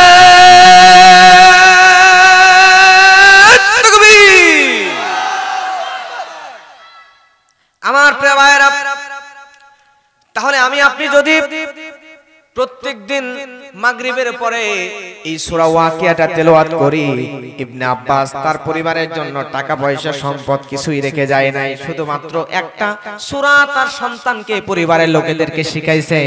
আপনি আপনার পরিবারে ওসিয়ত করেন এই সূরাটার আয়াতগুলো প্রত্যেকদিন যদি আপনি তেলাওয়াত করতে পারেন তাহলে আল্লাহ রাব্বুল আলামিন কোনদিন আপনার পরিবারে রিজিকের অভাব দিবেন না। সুবহানাল্লাহ। আর কিছু কিছু অভাব আছে আমরা টেনে আনি। কেমনে আনি? মসজিদে গেছেন সালাত আদায় করার জন্য, নামাজের জন্য মসজিদে গেছেন, যাওয়ার পরে মসজিদের ট্যাপটা ছেড়ে দিবেন, দেওয়ার পরে ওইখানে ওযু করে উঠে চলে গেছেন। আছে না এরকম? আছে না? এই কাজটা কখনোই করবেন না। এরপরে যারা শহরে থাকেন, গ্যাসের সাপ্লাইয়ের গ্যাস, একটা ম্যাচ দিয়া গ্যাস জ্বালানো যায়, একটা ম্যাচের কাঠি খরচ করার ভয়ে গ্যাস জ্বালিয়ে রেখে দিয়েছে, ওইদিকে জ্বলতেছে জ্বলতেছে জ্বলতেছে। এই যে অপচয়, মনে করতেছে 900 টাকা তো বিল দেওয়াই লাগবে, জ্বালায়া রাখছে। আমি নিজে দেখছি এমন ফ্যামিলি জ্বালায়া রাখছে। নাউজুবিল্লাহ বলবেন না? এতে টাকা বাঁচে না, বরং আল্লাহ অন্য দিক দিয়ে আপনার রিজিকের মধ্যে যে বরকত থাকে এই বরকতটা আস্তে আস্তে উঠায় নেয়। প্রিয় ভাইরা, এর জন্য বিদ্যুতের অপচয় করবেন না। আছে না আমাদের সমাজে অনেক নবাবজাদা আমরা আছি যে শীতের সময় কম্বল গায়ের উপর দিছে, লেপ গায়ের উপর দিছে, আবার ফ্যানটাও ঘোরাচ্ছে। আছে না? যুবকরা হাসতেছে, এদের এই অভ্যাস খুব বেশি। মানে ফ্যান দিয়া গায়ের উপরে লেপ দিয়া স্মার্টফোন লেপের মধ্যে নিয়ে টিপতেছে, খুব টিপতেছে। আছে না? আছে না? নাই? এই কাজটা যে করছেন প্রিয় ভাই, আপনি যেভাবে অপচয় করেন এই অপচয়ের কারণে কিন্তু আল্লাহর দরবারে আপনাকে জবাবদিহি করা লাগবে। আর এই অপচয়ের কারণেও আপনার রিজিকের মধ্যে থেকে বরকত আল্লাহ উঠায় নেবেন। আল্লাহু আকবার বলেন। এজন্য কোনো অপচয়ের সাথে আমরা মানে কোনো অপচয় আমরা কোনোদিন কোন অবস্থাতে করব না ইনশাআল্লাহ। এরপরে প্রিয় ভাইয়েরা, আল্লাহর নবী বলেন, ইন্না উলান নাস বিয়াউমাল কিয়ামা, যে ব্যক্তি আমি নবীর উপরে বেশি বেশি দরুদ পাঠ করবে, আল্লাহর নবী বলেন যে ব্যক্তি আমি নবীর উপরে বেশি বেশি দরুদ পাঠ করবে, কিয়ামতের দিন আল্লাহ সুবহানাহু ওয়া তাআলা ওই ব্যক্তিদেরকে আমি নবীর সবচাইতে নিকটবর্তী করে দিবেন। সুবহানাল্লাহ। নবীর উপরে বেশি বেশি দরুদ পাঠ করার দরকার আছে না নাই? সব সময় আপনি দরুদ পাঠ করবেন সাল্লাল্লাহু আলাইহি ওয়াসাল্লাম। নবীজির নাম যখন শুনবো, মুহাম্মদ শুনলেই সাল্লাল্লাহু আলাইহি ওয়াসাল্লাম, যত পারেন নবীজির নাম শুনলে আপনি দরুদটা পাঠ করবেন। সকাল বিকাল সময় পাইলেই, সকালে 10 বার, বিকালে 10 বার পাইলেই নামাজের দরুদটা, দরুদ ইব্রাহিম মুখস্থ আছে তো সবার, আমরা যেটাকে দরুদ ইব্রাহিম বলি, নামাজের দোয়া সবার মুখস্থ আছে, এইটা আমরা বেশি বেশি বেশি বেশি তেলাওয়াত করব, বেশি বেশি এই দরুদটা পাঠ করব ইনশাআল্লাহ। কারণ হচ্ছে প্রিয় ভাইরা, দরুদ পাঠ করলে কিয়ামতে আমাদের নিকটবর্তী করে দিবেন আল্লাহর নবীকে। জোরে বলেন কে? আল্লাহ। আর নবী যদি নিকটবর্তী না হয়, নবীজি যদি আমাদেরকে শাফায়াত না করে, তাহলে জান্নাতে যাওয়ার কোনো উপায়। নবীজির আগে পরে কি কোনো গুনাহ ছিল? আল্লাহ তো বলছেন ওয়া ইন্নাকা লাআলা খুলুকিন আযীম, ওই নবীর চরিত্রের সার্টিফিকেট স্বয়ং আল্লাহ সুবহানাহু ওয়া তাআলা দিয়ে দিয়েছেন, যার আগেও কোনো গুনাহ নাই, পরেও কোনো গুনাহ নাই। এই নবীজি যখন সালাতে দাঁড়াতেন, এই নবী যখন নামাজে দাঁড়াতেন, নামাজে দাঁড়ানোর পরে একজন সাহাবী আব্দুল্লাহ শেখের রাদিয়াল্লাহু তাআলা আনহু তিনি বলছেন, আরেক জায়গায় হযরত জাবের রাদিয়াল্লাহু তাআলা আনহু তিনি বলছেন, এই নবীজি যখন নামাজে দাঁড়িয়ে যান, তখন নবীজির নামাজ পড়তে পড়তে নবীজির পা গুলো ফুলে যায়। জোরে বলেন আল্লাহু আকবার। নবীজি নামাজ যখন পড়েন, নামাজের সময় তরকারির মধ্যে আপনি যখন পাতিলের মধ্যে তরকারি জাল দেন, তখন যেমন ফড় ফড় ফড় ফড় আওয়াজ বের হয়, ঠিক আমার নবীজি যখন নামাজে দাঁড়িয়ে যান, তখন নামাজের মধ্যে নবীজি ওই তরকারির হাঁড়ির নাই ফড় ফড় ফড় ফড় করে আওয়াজ করে আল্লাহর কাছে কাঁদেন। জোরে বলেন আল্লাহু আকবার। প্রিয় ভাইরা, আপনি একটু বুঝেন, যেই নবীর আগে কোনো গুনাহ নাই, যেই নবীর পরে কোনো গুনাহ নাই, সেই নবীও নামাজের মধ্যে আল্লাহর কাছে কাঁদেন, নামাজের মধ্যে আল্লাহর কাছে এত বেশি ইস্তেগফার করেন, নামাজের বাইরে এত বেশি আল্লাহর কাছে ইস্তেগফার করেন।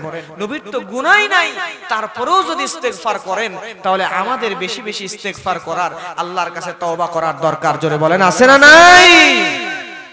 আল্লাহর নবী আরেকটা হাদিসের মধ্যে বলছেন, ইন্না মিন আফদালি আইয়ামিকুম ইয়াউমুল জুমআ। আল্লাহর নবী বলছেন তোমাদেরকে আল্লাহ সুবহানাহু ওয়া তাআলা যতগুলো দিন দিয়েছেন এই দিনগুলোর মধ্যে সর্বশ্রেষ্ঠ দিন হলো জুমার দিন। কোন দিন? তাহলে জুমার দিন ছুটির দিন, তো এই দিন ইবাদতের জন্য নাকি ঘুমানোর জন্য? এজন্য মসজিদে যাও জুমার দিনে ঘুমায়, আছে না নাই? মানে আমরা মনে করি শুক্রবার ছুটির দিন, ঘুমানোর জন্য মনে হয় সিস্টেম। আসলে জানি না এই জুমাবার এই ছুটির দিনের ব্যবস্থা করা হয়েছে যাতে আমরা একটু বেশি বেশি ইবাদত বান্দেগী করতে পারি। কথা বলেন ঠিক কিনা? আগে কিন্তু বাংলাদেশের ছুটির দিন ছিল রবিবার, মুরব্বীরা সাক্ষী দেবেন, ঠিক না ব্যাটি? কিন্তু এটাকে ট্রান্সফার করে পরে জুমাবার শুক্রবার করা হয়েছে এজন্য যাতে মুসলমান এই দেশের সর্বোচ্চ সবচাইতে বেশি জনসংখ্যা যারা তার হলো মুসলিমরা যাতে এই দিনে বেশি বেশি ইবাদত করতে পারে এজন্য জুমাবার ছুটির দিন করা হয়েছে। আর সেই দিনে আমরা মুসলমানরা মসজিদে আইসাও ঘুমাই। কথা বলেন ঠিক কিনা? আমার প্রিয় ভাইরা, আল্লাহর নবী বলছেন ফিহি খুলিকা আদম আলাইহিস সালাতু ওয়াস সালাম ওয়া ফিহি কুবিদা ওয়া ফিহি নাফখা ওয়া ফিহি সাইক ফাগফিরু আলাইয়া মিনাস সালাহ। আল্লাহর নবী বলছেন আল্লাহ রাব্বুল আলামিন এই দিনে হযরতে আদম আলাইহিস সালামকে সৃষ্টি করেছেন। আল্লাহর নবী বলছেন এই দিনে আল্লাহ রাব্বুল আলামিন হযরত আদমকে সৃষ্টি করেছেন। এই জুমার দিনেই হযরত আদম আলাইহিস সালামের মৃত্যু দেওয়া হয়েছে। শুধু তাই নয়, দুনিয়ার মধ্যে এই জুমাবারের দিনে আল্লাহ কোন এক জুমার দিনে আল্লাহ দুনিয়াতে কিয়ামত সংগঠিত করে দিবেন। কিয়ামত হবে কি বারে? জুমাবারে কিয়ামত হবে। এই জুমাবারের দিনে সিংহাই ফুৎকার দেবে হযরত ইসরাফিল আলাইহিস সালাম। এই জন্য এই জুমাবারে আল্লাহর নবীর উপর বেশি বেশি দরুদ পাঠ করা লাগবে। কারণ নবী যদি কিয়ামতের দিনে শাফায়াত না করে, আমি যত বড় মাপের মানুষ হই না কেন, নবীর শাফায়াত ছাড়া আমি আপনি কেউ জান্নাতে যেতে পারবো না, ঠিক কিনা? আল্লাহর নবী বলেন ফা ইন্না সালাতাকুম মারুতাকুম আলাইয়া, কেননা তোমরা আমি নবীর উপরে যত দরুদ পাঠ করো এই সমস্ত দরুদগুলা সারা সপ্তাহে জমা করে ফেরেশতারা জুমাবারের দিনেই আমি নবীর কাছে পেশ করে। সুবহানাল্লাহ। কেন নবীর উপরে দরুদ পড়ব আমরা? কারণ আল্লাহ রাব্বুল আলামিন কোরআনের মধ্যে বলছেন ইন্নাল্লাহা ওয়া মালাইকাতাহু ইউসাল্লুনা আলান নবী। বলেন না ইয়া আইয়ুহাল্লাযীনা আমানু সাল্লু আলাইহি ওয়া সাল্লিমু তাসলিমা। জোরে বলেন না আল্লাহু আকবার। होना ये फूल तो बुलबुल का तरन्नुम भी न हो, सामने दहर में कलियों का तबस्सुम भी न हो। लिल्लाह तकबीर। কেন আমরা আজ বেশি বেশি দরুদ পড়ব প্রিয় ভাইরা? কারণ আল্লাহ বলছেন ইন্নাল্লাহা, নিশ্চয় আমি আল্লাহ, ওয়া মালাইকাতাহু, এবং আমার সমস্ত ফেরেশতাগণ, ইউসাল্লুনা আলান নবী, আমার নবীর উপরে দরুদ পড়ে। স্বয়ং নবীজির উপরে দরুদ পড়েন কে? আল্লাহ এবং আল্লাহর ফেরেশতারা। ইয়া আইয়ুহাল্লাযীনা আমানু, অতএব হে ঈমানদারেরা, সাল্লু আলাইহি ওয়া সাল্লিমু তাসলিমা, অতএব যারা ঈমানদার, যারা ঈমানের দাবি করো তাদেরকেও নবীজির উপরে বেশি বেশি দরুদ পড়ার দরকার আছে না? না। কেন নবীজির উপরে বেশি বেশি দরুদ পড়বেন?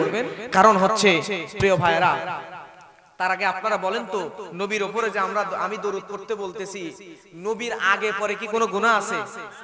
কোনো গুনাহ নাই। নবীর উপরে রহমত বর্ষণ করা কোন অবস্থাতে আল্লাহ কি স্টপ রাখছে? তাহলে নবীর উপর রহমত বর্ষণের জন্য দরুদ আমরা কেন পড়বো? এর পিছনে একটা রহস্য আছে না? রহস্যটা হচ্ছে এই, আমি আপনি যখন বিয়ে বাড়িতে দাওয়াত খাইতে যাই, মনে করেন আপনি বরের পাশে বসছেন, বরের প্লেটের গোশত শেষ, আপনার প্লেটেরও শেষ। এখন আপনি যদি এডুকেটেড পারসন হন, শিক্ষিত মানুষ, জ্ঞানী বিচক্ষণ মানুষ হন, তাহলে আপনি কিন্তু যে গোশত বিতরণ করছে তাকে ডাক দিয়ে বলবেন যে ভাই এই যে বরের প্লেটে গোশত শেষ হয়ে গেছে, একটু বরের প্লেটে গোশতটা দেন। আমার কথা বুঝতে পারছেন? ওই লোক যখন বরের প্লেটে গোশত দিতে আসবে, আয়েশা দেখবে বরের প্লেটে যেই লোক গোশত দিতে বলতেছে তার প্লেটেও গোশত নাই। তাহলে আমার প্লেটে আপনার প্লেটে গোশত দিবে কি দেবে না? আপনি চাইলেন বরের প্লেটে, কিন্তু বরের প্লেটে তো দিচ্ছেই, যে বরের প্লেটের পাশাপাশি আপনার প্লেটও গোশত দিয়ে যাচ্ছে। ঠিক কেমন করে আল্লাহ সুবহানাহু ওয়া তাআলা নবীজির উপরে সব সময় তো বরকত, সব সময় তো রহমত নাজিল করতেই আছেন, তারপরও আমরা নবীর উপর দরুদ পড়ব এই কারণে, কারণ আল্লাহ নবীর উপর রহমত বর্ষণ করতে করতে আমাদেরকেও যাতে ফাঁকা প্লেটে একটু রহমতটা দিয়ে যায়। জোরে বলেন সুবহানাল্লাহ। আমার প্রিয় ভাইরা, আল্লাহর সবচেয়ে প্রিয় হলো আল্লাহর রাসূল। আপনি যখন কোনো আপনার আত্মীয়র বাড়িতে বেড়াইতে যান, যাওয়ার পরে ওই আত্মীয়র বাড়িতে যদি ছোট্ট একটা বাচ্চা থাকে, তাহলে ওই বাচ্চার হাতে আপনি একটা যদি চিপস কিনে নিয়ে দেন, তাহলে ওই বাচ্চা খুশি হবে কি হবে কিনা? ওই বাচ্চা যা খুশি হবে, ওই বাচ্চার বাবা মা কিন্তু তার চাইতে বেশি খুশি হবে। কথা বলেন ঠিক কিনা? আপনি বাচ্চার হাতের মধ্যে কি দিলেন? চিপস দিলেন, কিন্তু বাচ্চার বাবা মা খুশি, কারণ তার সবচাইতে প্রিয় মানুষ যে তার বাচ্চা, তাকে আপনি চিপস দিবেন, ঠিক না? ঠিক আল্লাহ সবচাইতে প্রিয় হচ্ছে নবী। নবীর জন্য আপনি চাচ্ছেন, আল্লাহর নবীর জন্য আপনি আল্লাহর কাছে রহমত চাইলেন, এজন্য আল্লাহ খুশি হয়ে ওই বাড়ির মালিক যেমন তার বাচ্চাকে চিপস খাওয়ানোর কারণে আপনাকে কুরমা, পোলাও, বিরিয়ানি, মাংস খাওয়ায়, আমার আল্লাহ নবীজিকে এত ভালোবাসেন, নবীজিকে এত ভালোবাসেন, নবীর উপরে রহমত বর্ষণ করার দোয়া করার কারণে আপনাকে আমার আল্লাহ জান্নাতের ভিতরে সবচাইতে বেশি নিয়ামত দান করবেন। জোরে বলেন সুবহানাল্লাহ। আমার প্রিয় ভাইরা লক্ষ্য করেন, দরুদ একটা এমন চমৎকার একটা আমল। আল্লাহ রাব্বুল আলামিনের নবীর আরেকটা হাদিস আল আদাবুল মুফরাদ এই গ্রন্থের মধ্যে এসেছে, জগৎ বিখ্যাত একজন আলেম, তার নাম হচ্ছে ইমাম বুখারী। নাম কি? তিনি পৃথিবীতে যতগুলো হাদিসের কিতাব আছে, এই কিতাবগুলোর মধ্যে সবচাইতে বিশুদ্ধ, গ্রহণযোগ্য, সবচাইতে মানে উচ্চ মানের একটা কিতাব লিখেছেন। এই কিতাবের নাম হচ্ছে আল জামিউল মুসনাদুস সহিহুল মুখতাসারু বিল উমুরি রাসূলিল্লাহি সাল্লাল্লাহু আলাইহি ওয়াসাল্লাম ওয়া আইয়ামিহি ওয়া সুনানিহি ওয়া আইয়ামিহি। এই কিতাবটা লিখেছেন। এই কিতাবের সংক্ষিপ্ত নাম আমরা জানি বুখারী শরীফ। নাম কি? বুখারী শরীফ। বুখারী কিন্তু শুধু নাম না, এটা সংক্ষিপ্ত নাম। পুরা নাম হচ্ছে আল জামিউল মুসনাদুস সহিহুল মুখতাসারু মিন উমুরি রাসূলিল্লাহি সাল্লাল্লাহু আলাইহি ওয়াসাল্লাম ওয়া সুনানিহি ওয়া আইয়ামিহি। এইটা সম্পূর্ণ নাম। এই গ্রন্থের লেখক হচ্ছেন ইমাম বুখারী রাহিমাহুল্লাহ। এই ইমাম বুখারী এই বুখারীর পরেই আরেকটা কিতাব লিখেছেন সহিহুল বুখারীর পরে, যেটা জগৎ বিখ্যাত কিতাবগুলোর মধ্যে একটা। এই কিতাবের নাম হচ্ছে আল আদাবুল মুফরাদ। নাম কি? আল আদাবুল মুফরাদ। এই কিতাবটা আমি পড়তেছি, আলহামদুলিল্লাহ। এই কিতাবের মধ্যে থেকে একটা হাদিস বের করলাম। আল্লাহ রাসূল সাল্লাল্লাহু আলাইহি ওয়াসাল্লাম বলছেন, আল আদাবুল মুফরাদের 446 নম্বর হাদিস। আমার প্রিয় ভাইয়ের হাদিসের মধ্যে আসছে, ইন্না জিবরিল জানি ফাকালা মান সাল্লা আলাইকা ওয়াহিদাতান সাল্লাল্লাহু আলাইহি আশরা ওয়া রাফা'a লাহু আশরা দারাজাত। আল্লাহু আকবার বলেন। হযরত জিবরাইল আমিন নবী বলছেন, জিবরাইল আমিন আমার কাছে একদিন আসলেন, আসার পরে বললেন, ইয়া রাসূলুল্লাহ সাল্লাল্লাহু আলাইহি ওয়াসাল্লাম। জিবরাইল আমিন বলছেন, ইয়া রাসূলুল্লাহ সাল্লাল্লাহু আলাইহি ওয়াসাল্লাম, আল্লাহ রাব্বুল আলামিন ওই সমস্ত বান্দার উপরে, যে বান্দা আপনি নবীর উপরে একবার দরুদ পড়বে, ওই বান্দার উপরে আমার আল্লাহ রাব্বুল আলামিন 10 বার রহমত নাজিল করবে। শুধু তাই নয়, যদি কোনো বান্দা একবার নবীজির উপরে দরুদ পড়ে, তাহলে 10 বার তো রহমত বর্ষণ করবেনি, বরং এই 10 বারের উপরে আল্লাহ রাব্বুল আলামিন ওই বান্দার মর্যাদার স্তর 10টা বাড়িয়ে দিবেন। সুবহানাল্লাহ। প্রিয় ভাইরা, আর আল্লাহর রহমত ছাড়া কি আমরা কেউ বাঁচতে পারবো? আল্লাহ রহমত ছাড়া বাঁচতে পারবো না।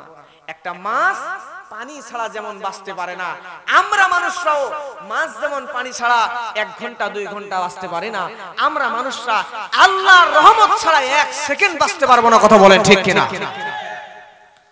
আমার প্রিয় ভাইরা লক্ষ্য করেন, মুসনাদে আহমদের আরেকটা হাদিস, মান সাল্লা আলাইয়া ওয়াহিদাতান সাল্লাল্লাহু আলাইহি আশরা ওয়া হাত্তা আনহু আশরা খাতিয়াত। আল্লাহর নবী বলেন, আমার উপরে যদি কোনো বান্দা একবার দরুদ পড়ে, তাহলে 10টা রহমত এবং ওই বান্দার জীবন থেকে আল্লাহ রাব্বুল আলামিন 10টা বালা মুসিবত কাটিয়ে দেন সুবহানাল্লাহ। একবার বলেন না সাল্লাল্লাহু আলাইহি ওয়াসাল্লাম, সাল্লাল্লাহু আলাইহি ওয়াসাল্লাম একবার পড়বেন, আল্লাহ 10টা রহমত দিবেন এবং আগামীতে আপনার উপর যে বিপদ বালা মুসিবত আসবে, এই বিপদ বালা মুসিবতের মধ্য থেকে 10টা বিপদ বালা মুসিবত আল্লাহ আপনার জীবন থেকে কাটিয়ে দিবেন। জোরে বলেন সুবহানাল্লাহ। আমার প্রিয় ভাইরা লক্ষ্য করেন, এজন্য যখনই সময় পাবেন তখনই নামাজের দরুদ পড়বেন, যখনই সময় পাবেন তখনই শুধুমাত্র সাল্লাল্লাহু আলাইহি ওয়াসাল্লাম এতটুকু বলতে পারলে বলবেন। প্রিয় ভাইরা আমার, তাহলে রাসূলের উপরে যতবার দরুদ শুনবেন, যেখানে রাসূলের নাম শুনবেন সেখানেই সাল্লাল্লাহু আলাইহি ওয়াসাল্লাম পড়বেন ইনশাআল্লাহ। এখন আপনি সাল্লাল্লাহু আলাইহি ওয়াসাল্লাম পড়তেছেন, আপনি রাসূলের উপরে দরুদ পড়তেছেন, তারপর আপনার বিপদ কাটতেছে না, আছে না? না এরকম দরুদ পড়ছেন প্রিয় ভাই, আর বেশি নাই, 15 মিনিট থাকবেন, 44-45 বাজছে, 15 মিনিট থাকবেন তো না? শেষ করে দিব না? যদি কষ্ট হয় বলেন, আমি কষ্ট দিয়ে কথা বলবো না, আপনাদের তো মন খারাপ হয় না? আমি কি বানিয়ে কথা বলছি? কোরআন হাদিসের বাইরে কোনো কথা বলছি? আমি তো বললাম, আমি যদি একটা 1.5 ঘন্টা 1 ঘন্টার ওয়াজের জন্য, একটা বিষয়ের জন্য আমি যদি 3 মাস সময় দিতে পারি, দিন রাত পরিশ্রম করে এই যে মাহফিল করে যাই, এমনও দিন আছে 2টা-3টা পর্যন্ত ঘুমাই না, 3টা-4টা পর্যন্ত ঘুমাই না, এমনও দিন আছে ফজরের নামাজ পড়িলা তারপরে ঘুমাই। তাহলে বলেন না, আপনাদের চাইতে আমার তো খুব বয়স বেশি না, দেখে কি খুব বয়স বেশি মনে হচ্ছে? হয়তোবা 25-26 সর্বোচ্চ। তো এত কম বয়সে আমি যদি এই পরিশ্রম করতে পারি, তাহলে আপনারা তো মুরব্বী, আমার মাথার তাজ, আপনারা একটু পরিশ্রম করতে পারবেন না? আপনাদেরকে আমি কলিজা দিয়ে ভালোবাসি, একটাই কারণ, আপনিও সেই নবীর উম্মত, আমিও সেই নবীর উম্মত, আপনিও মুসলমান, আমিও মুসলমান, আমরা হয়তোবা একসাথেই, আল্লাহ যদি চায় আমাদের একসাথেই জান্নাতের মধ্যে রাখবেন ইনশাআল্লাহ। আমার প্রিয় ভাইরা, একটা দিন একটু কষ্ট করেন, আপনি দরুদ পড়ছেন বেশি বেশি, কিন্তু আপনার জীবন থেকে বিপদ কাটতেছে না, আপনার মেয়ের বিয়ে হচ্ছে না, আপনার ছেলে অ্যাক্সিডেন্ট করেছে, আপনার চাকরি হচ্ছে না, আপনার সন্তান হচ্ছে না, বিপদের পর বিপদ, ডিপ্রেশনের পরে ডিপ্রেশন, হতাশা বালা মুসিবত কিছুই কাটে না।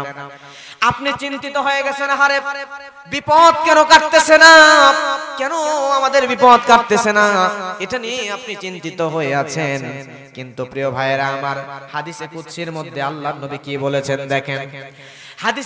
হাদিসে কুদসি দিয়ে নবী জানাচ্ছেন, আল্লাহ রাব্বুল আলামিন বলেন, আনা ইনদা জন্নি আবদি বি। আল্লাহ জানিয়ে দিচ্ছেন বান্দারে, হাদিসে কুদসি কে বলেছেন?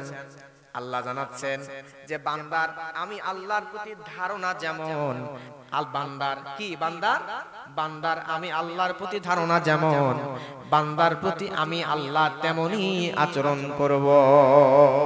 আপনি যদি চিন্তা করেন যে আমার বিপদ আল্লাহ কেন কাটাচ্ছে না, আমার মনে হয় বিপদ আর কাটবে না, আপনি যদি এই ধারণা করেন, এই হাদিস অনুযায়ী আল্লাহ আপনার বিপদ কাটাবেন না।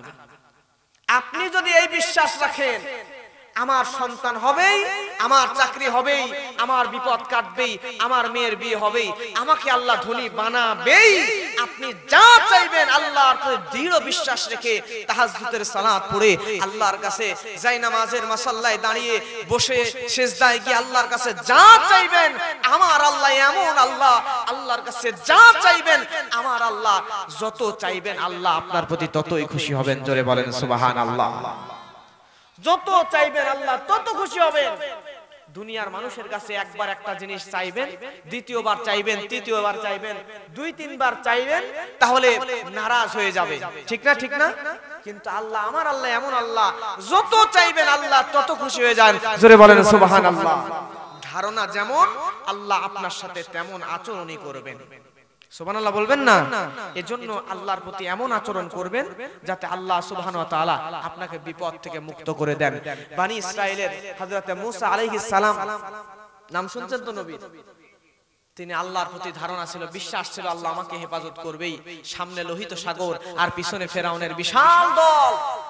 এই ফেরাউনের দল আর সামনে লোহিত সাগর, দুই জায়গার মাঝখানে হযরতে মূসা আর বনি ইসরাইল গোত্র আল্লাহর প্রতি অবিচল আস্থা বিশ্বাস নিয়ে আল্লাহর কাছে সাহায্য চেয়েছে। আল্লাহ বলে, মূসা তোমার হাতের লাঠিটা নিয়ে তুমি সমুদ্রের মধ্যে আঘাত করো, বাকি রাস্তা বানায় দেওয়ার দায়িত্ব আমি আল্লাহ। মূসা নবী একবারই দিয়েছে, একটা দুইটা নয়, সমুদ্রের বুক চিরে আল্লাহ 12টা রাস্তা বানিয়ে দিয়েছে। জোরে বলেন সুবহানাল্লাহ। কয়টা রাস্তা? সমুদ্রের মধ্যে 12টা ব্রিজ। বাংলাদেশের একটা পদ্মা সেতু বানাইতে গিয়েই তো দেশ প্রায় দেউলিয়া, ঠিক না? আর আল্লাহ 12টা রাস্তা বানিয়ে দিয়েছে। আল্লাহর উপর যদি বিশ্বাস থাকে, আস্থা থাকে, তাহলে আমার আল্লাহ সমস্ত বিপদ থেকে আপনাকে উদ্ধার করতে পারেন কি পারেন না? তিরমিজি শরীফের হাদিস ওমর ইবনুল খাত্তাব রাদিয়াল্লাহু তাআলা আনহু তিনি বর্ণনা করছেন, ক্বালা ইন্নাদ দুআ মাওকুফুন বাইনাস সামাই ওয়াল আরদ। আমরা যখন কোনো দোয়া করি তখন এটা আসমান এবং জমিনের মাঝে ঝুলন্ত অবস্থায় থাকে। কি অবস্থায়?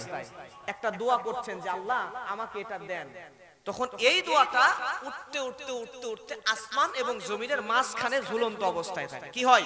ঝুলে। এমতো অবস্থায় তিনি বলছেন, লা ইয়াদু মিনহু শাইউন হাত্তা তুসাল্লি আলা নাবিয়্যিকা সাল্লাল্লাহু আলাইহি ওয়াসাল্লাম। আল্লাহু আকবার। তিনি বলছেন ওই অবস্থায় যে বান্দা বেশি বেশি দরুদ পাঠ করে, ওই দরুদগুলা আপনার দোয়ার নিচে যাইয়া দোয়াটাকে ধাক্কা ধাক্কা ধাক্কা ধাক্কা আপনার দোয়াকে আল্লাহর আরশে আজিম পর্যন্ত পৌঁছায়া দেয়। প্রথমে দোয়া করবেন, দোয়ার আগে এবং পরে কি করবেন?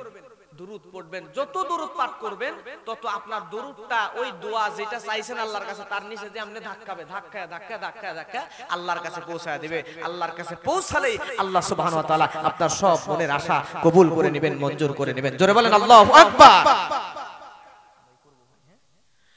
আমার প্রিয় ভাইরা লক্ষ্য করেন, শেষ করে দিব বলছি না, কয় মিনিট বলছিলাম? আর 10 মিনিট আছে, কষ্ট হয় না তো? আল্লাহর প্রিয় বান্দা, আপনারা যদি রিজিক বাড়াইতে চান তাহলে 7 নাম্বার আমল হলো বিয়ে করা লাগবে। কি করা লাগবে? বিয়ে করা লাগবে।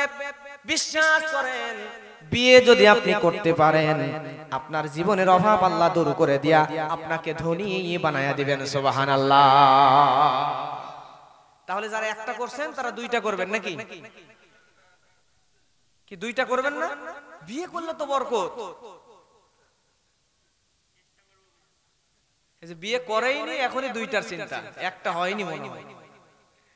আর মুরব্বীরা মনে চাইলেও ভয় বলবে না, কারণ পর্দার আড়ালে মা বোনেরা আছে, যদি শুনে খাদ্যমন্ত্রী খাদ্য অফ করে দিবে। জি আলহামদুলিল্লাহ। আমার প্রিয় ভাইরা লক্ষ্য করেন, তাহলে আমাদেরকে সমাজের মধ্যে বেশি বেশি বিয়ের প্রচলন করে দেওয়া লাগবে। সমাজের মুরব্বীরা চিন্তা করে আমার ছেলে এখনো ইনকাম করে না, রোজগার করে না, এখন যদি বিয়ের ব্যবস্থা করে দিই, বিয়ে দিয়ে দিলে বউকে খাওয়াবে কি? চিন্তা আসে না? নাই।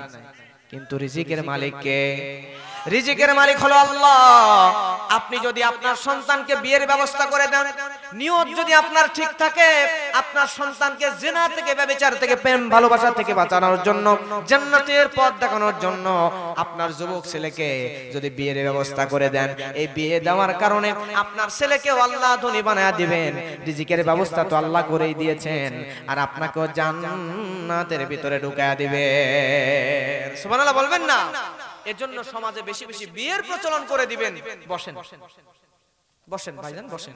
এই যে দেখেন আল্লাহ সুবহানাহু ওয়া তাআলার কত কুদরত, উনিও টাকা দিতে আসছেন অসুস্থ মানুষ। সুবহানাল্লাহ বলবেন না? সুবহানাল্লাহ বলবেন না? ওনার দেখে আমাদের শেখা উচিত, তাই না? তাহলে আমরা বেশি বেশি সমাজের মধ্যে বিয়ে প্রচলন করে দিব ইনশাআল্লাহ। আমার প্রিয় ভাইরা লক্ষ্য করেন, অল্প সময় শেষ করে দিব, কষ্ট হয়। শেষ সময় আরেকবার তাকবীর হবে। হাত তোলেন, হাত তোলেন। লিল্লাহি তাকবীর।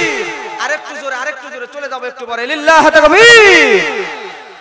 আমার ভাইরা, আপনি যদি এই আমলগুলো করতে পারেন, আল্লাহর উপর অবিচল আস্থা বিশ্বাস যদি আপনি রাখতে পারেন, তাহলে আল্লাহ কোন জায়গা থেকে আপনাকে রিজিকের ব্যবস্থা করে দিবেন এটা আপনি কল্পনায়ও আনতে পারবেন না। প্রিয় ভাইয়েরা আমার, বদরের যুদ্ধের ময়দানে যখন আবু জেহেল সব বড় বড় কাফিরদেরকে হত্যা করা হলো, হত্যা করার পরে এই আবু জেহেল হত্যা করার পরে কাফেরেরা মুসলমানদের থেকে প্রতিশোধ নেওয়ার জন্য মুসলমানদেরকে গ্রেফতার করবে। মুসলমানদের মধ্যে থেকে হযরত খুবাইব রাদিয়াল্লাহু তাআলা আনহুকে কাফেরেরা গ্রেফতার করে ফেললো। গ্রেফতার করে ফেলার পরে খুবাইবকে বন্দী করে ফেললো। বন্দী করার পরে খুবাইবকে বলে, রে খুবাইব, তুমি যদি আমাদের এই জায়গা থেকে মুক্ত হতে চাও তাহলে মুহাম্মদ সাল্লাল্লাহু আলাইহি ওয়াসাল্লাম আল্লাহর নবীকে তোমার গালি দেওয়া লাগবে। জোরে বলেন নাউজুবিল্লাহ। রে খুবাইব, তুমি যদি আল্লাহর নবীকে একবার যদি কটু কথা বলতে পারো তাহলে তুমি খুবাইবকে আমরা মুক্ত করে দিব। খুবাইব বলে, রে কাফেরা, আমি খুবাইব ইসলাম কবুল করেছি, দ্বীন কবুল করেছি। আমি খুবাইবের যদি জীবন চলে যায় জীবন দিয়ে দিব, কিন্তু আল্লাহর নবীকে গালি দিব না। बातिल से दबने वाले, बातिल से दबने वाले आसमान ही हम सो, बातिल से दबने वाले आसमान ही हम सोबर कर चुका है तो इम्तिहान हमारा। लिल्लाह तकबीर। बातिलेर काছে মুসলমানরা হড়কে যাবার মতো নয়। আকাশ চেয়ে চেয়ে দেখেছে বারবার এই মুসলমানরা, যুবকরা টাটকা প্রাণ দিয়ে দিয়েছে, কিন্তু বাতিলের কাছে মাথা নত করে নাই। হযরত খুবাইবকে ধরে নিয়ে যাওয়া হলো, ঘরের মধ্যে বন্দী করা হলো। খুবাইবের খাবার বন্ধ করে দেওয়া হলো, পানিও বন্ধ করে দেওয়া হলো। তারপরে হযরত খুবাইব রাদিয়াল্লাহু তাআলা আনহুকে ঘরের মধ্যে খাবারও দেয় না, পানিও দেয় না। একদিন, দুই দিন, কয়েকদিন পার হয়ে যায়। যেই মানুষের ঘরে খুবাইবকে বন্দী করে রাখা হয়েছে ওই মানুষের ঘরের মধ্যে ছোট্ট একটা বাচ্চা মেয়ে আছে। জাইমা নামক একটা মেয়ে আছে। এই মেয়েটা চিন্তা করে আমাদের বাড়ির মধ্যে ওই নবীজির সাহাবী খুবাইবকে বন্দী করা হয়েছে, ওই খুবাইবকে আমাদের বাড়ির মধ্যে বন্দী করা হয়েছে। আহারে, ওই খুবাইবকে তো খাবার দেওয়া হয় না, পানিও দেওয়া হয় না। কয়েকটা দিন পার হয়ে গেল, খুবাইব বেঁচে আছে কিনা তাও জানি না। খুবাইবের ঘরে জানালা দিয়ে উকি দিয়ে দেখি খুবাইব বেঁচে আছে নাকি মরে গেছে নাকি অসুস্থ অবস্থায় পড়ে আছে। এই মেয়েটি যখন জানালা দিয়া উকি দিয়ে দেখতেছে, সামনের দিকে ঘরের ভিতরে খুবাইব নামক যুবকটা বসে আছে, আর তার সামনে ঝুড়ি ভর্তি ভর্তি ঝোপায় ঝোপায় টসটসে আঙ্গুর আনছে, জিনিয়াল ফলমূল গুলো। তাও আবার আমাদের দেশের মতো ছোট্ট ছোট্ট আঙ্গুর নয়, বড় বড় টসটসে আঙ্গুর, মুখের মধ্যে ঠাসি দিলে রস দিয়ে মুখ ভর্তি হয়ে যাবে, এত বড় বড় আনছে জিনিয়াল ফলগুলো তার সামনে রাখা। পরবর্তীতে খুবাইবকে জিজ্ঞেস করা হলো, রে খুবাইব, পানিও বন্ধ করে দেওয়া হয়েছিল, কিন্তু তুমি খাবার বন্ধ হওয়ার পরেও, পানিও বন্ধ হওয়ার পরেও তুমি কোথা থেকে খাবারগুলো পেলে? খুবাইব বলে, রে কাফেরেরা শুনে নাও, আমি হলাম মুসলমান, আর আমার আল্লাহ, আমার রব আল্লাহ এমন আল্লাহ, ওই আল্লাহ রব্বুল আলামিন, আমি তাকে ভালোবাসি, আল্লাহ আমাকে ভালোবাসেন। আর নবীজিকে মহব্বত করার কারণে, নবীজি সাল্লাল্লাহু আলাইহি ওয়াসাল্লামের অনুসরণ করার কারণে আমার আল্লাহ রব্বুল আলামিন আমি খুবাইবকে ক্ষুধার্ত অবস্থায় রাখে নাই, আমি খুবাইবের জন্য জান্নাত থেকে খাবারের ব্যবস্থা করে দিয়েছে। এই খুবাইবকে বলা হলো, খুবাইব তোমাকে তো মৃত্যুদণ্ড দেওয়া হবে, তোমার মৃত্যুদণ্ডের আগে তোমার শেষ কোনো আশা আছে নাকি তুমি একটু বলো। সঙ্গে সঙ্গে হযরতে খুবাইব রাদিয়াল্লাহু তাআলা আনহু তিনি বলছেন, রে কাফেরেরা, আমাকে তোমরা মৃত্যুদণ্ড দিয়ে দেওয়া কোনো আপত্তি না, আমি মরে যেতে রাজি আছি, কিন্তু আমার মৃত্যুর আগে একটা মাত্র আশা, সেটা হলো আমাকে যদি তোমরা চাও মৃত্যুর আগে আমার শেষ ওসিয়ত, আমাকে 2 রাকাত নফল নামাজ আদায় করার সুযোগ দিয়ে দাও। আমাদেরকে যদি মৃত্যুর আগে বলা হতো, মৃত্যুর আগে শেষ কোন ওসিয়ত করতে বলা হতো, তাহলে আমরা কি বলতাম জানেন? আমরা বলতাম আমার স্ত্রীর সাথে দেখা করতে দাও, মায়ের সাথে দেখা করতে দাও, অথবা সেই রকম সাইজের মানুষ হলে বলতো যে আমাকে ওই যে ঢাকার কাচ্চি বিরিয়ানি, এরপরে তন্দুর রুটি, যত দামি দামি খাবার আছে এই সব দামি দামি খাবার আমার এনে দাও, শেষবারের মতো একদম গলা পর্যন্ত খেয়ে তারপরে আমারে মৃত্যুদণ্ড দাও। ঠিক না? দুনিয়াবি চাহিদা আমাদের আসতো, কিন্তু রাসূল সাল্লাল্লাহু আলাইহি ওয়াসাল্লাম আরে কেমন সোনার মানুষ তিনি তৈরি করে দিয়েছেন, যেই সোনার মানুষগুলো মৃত্যুর আগে দুনিয়াবি কোনো চাহিদা নাই, মৃত্যুর আগেই তিনি আল্লাহর কাছে আল্লাহর সাথে কথোপকথন করার জন্য ওই কাফেরদের সামনেও বলল, মৃত্যুর আগে তোমরা আমাকে 2 রাকাত নামাজ আদায় করার সুযোগ করে দাও। জোরে বলেন সুবহানাল্লাহ। প্রিয় ভাইরা, এই সাহাবীকে মৃত্যুদণ্ড দিল কি দিল না জানতে চান? চলে যাবেন? জানবেন না চলে যাবেন? মিদুম মাজিদ ও খুবাইব রাদিয়াল্লাহু তাআলা আনহু, ওইটা একটু বাকি রাখছিলাম না, তো এখন তো বিস্তারিত সময় নেই, সংক্ষেপে বলে দিই, তারপরে দোয়া। হযরত খুবাইব রাদিয়াল্লাহু তাআলা আনহু তাকে ধরে নিয়ে যাওয়া হলো, তিনি নামাজ আদায় করলেন, ওইভাবেই করার পরে তার নামাজ এত সুন্দর খুশু খুজুর সাথে নামাজ আদায় করেছিলেন, তার নামাজ দেখেই সাইদ ইবনে আমির আল জুমাহি, যিনি পরে ইসলাম কবুল করে সাহাবী হয়ে গেছিলেন, এই লোকটা হযরত খুবাইবের নামাজ আদায়ের দৃশ্য দেখেই কালেমা পড়ে মুসলমান হয়ে গেছে। সুবহানাল্লাহ। এরপরে হযরত খুবাইব রাদিয়াল্লাহু তাআলা আনহুকে শহীদ করে দেওয়া হলো, শুলে চড়ানো হলো, হত্যা করা হলো, তিনি শহীদ হয়ে গেলেন। কিন্তু তার শহীদের আগেই কিন্তু তার নামাজের দৃশ্য দেখেও একজনকে মুসলমান করায় গেলেন। সুবহানাল্লাহ বলবেন না? প্রিয় ভাইরা, ওনাকে আল্লাহ ওনাকে জান্নাত তো নসিব করবেনই, করুন, সাথে ওনার সাথে আমাদেরকেও জান্নাতি মেহমান হিসেবে আল্লাহ সুবহানাহু ওয়া তাআলা কবুল করুন।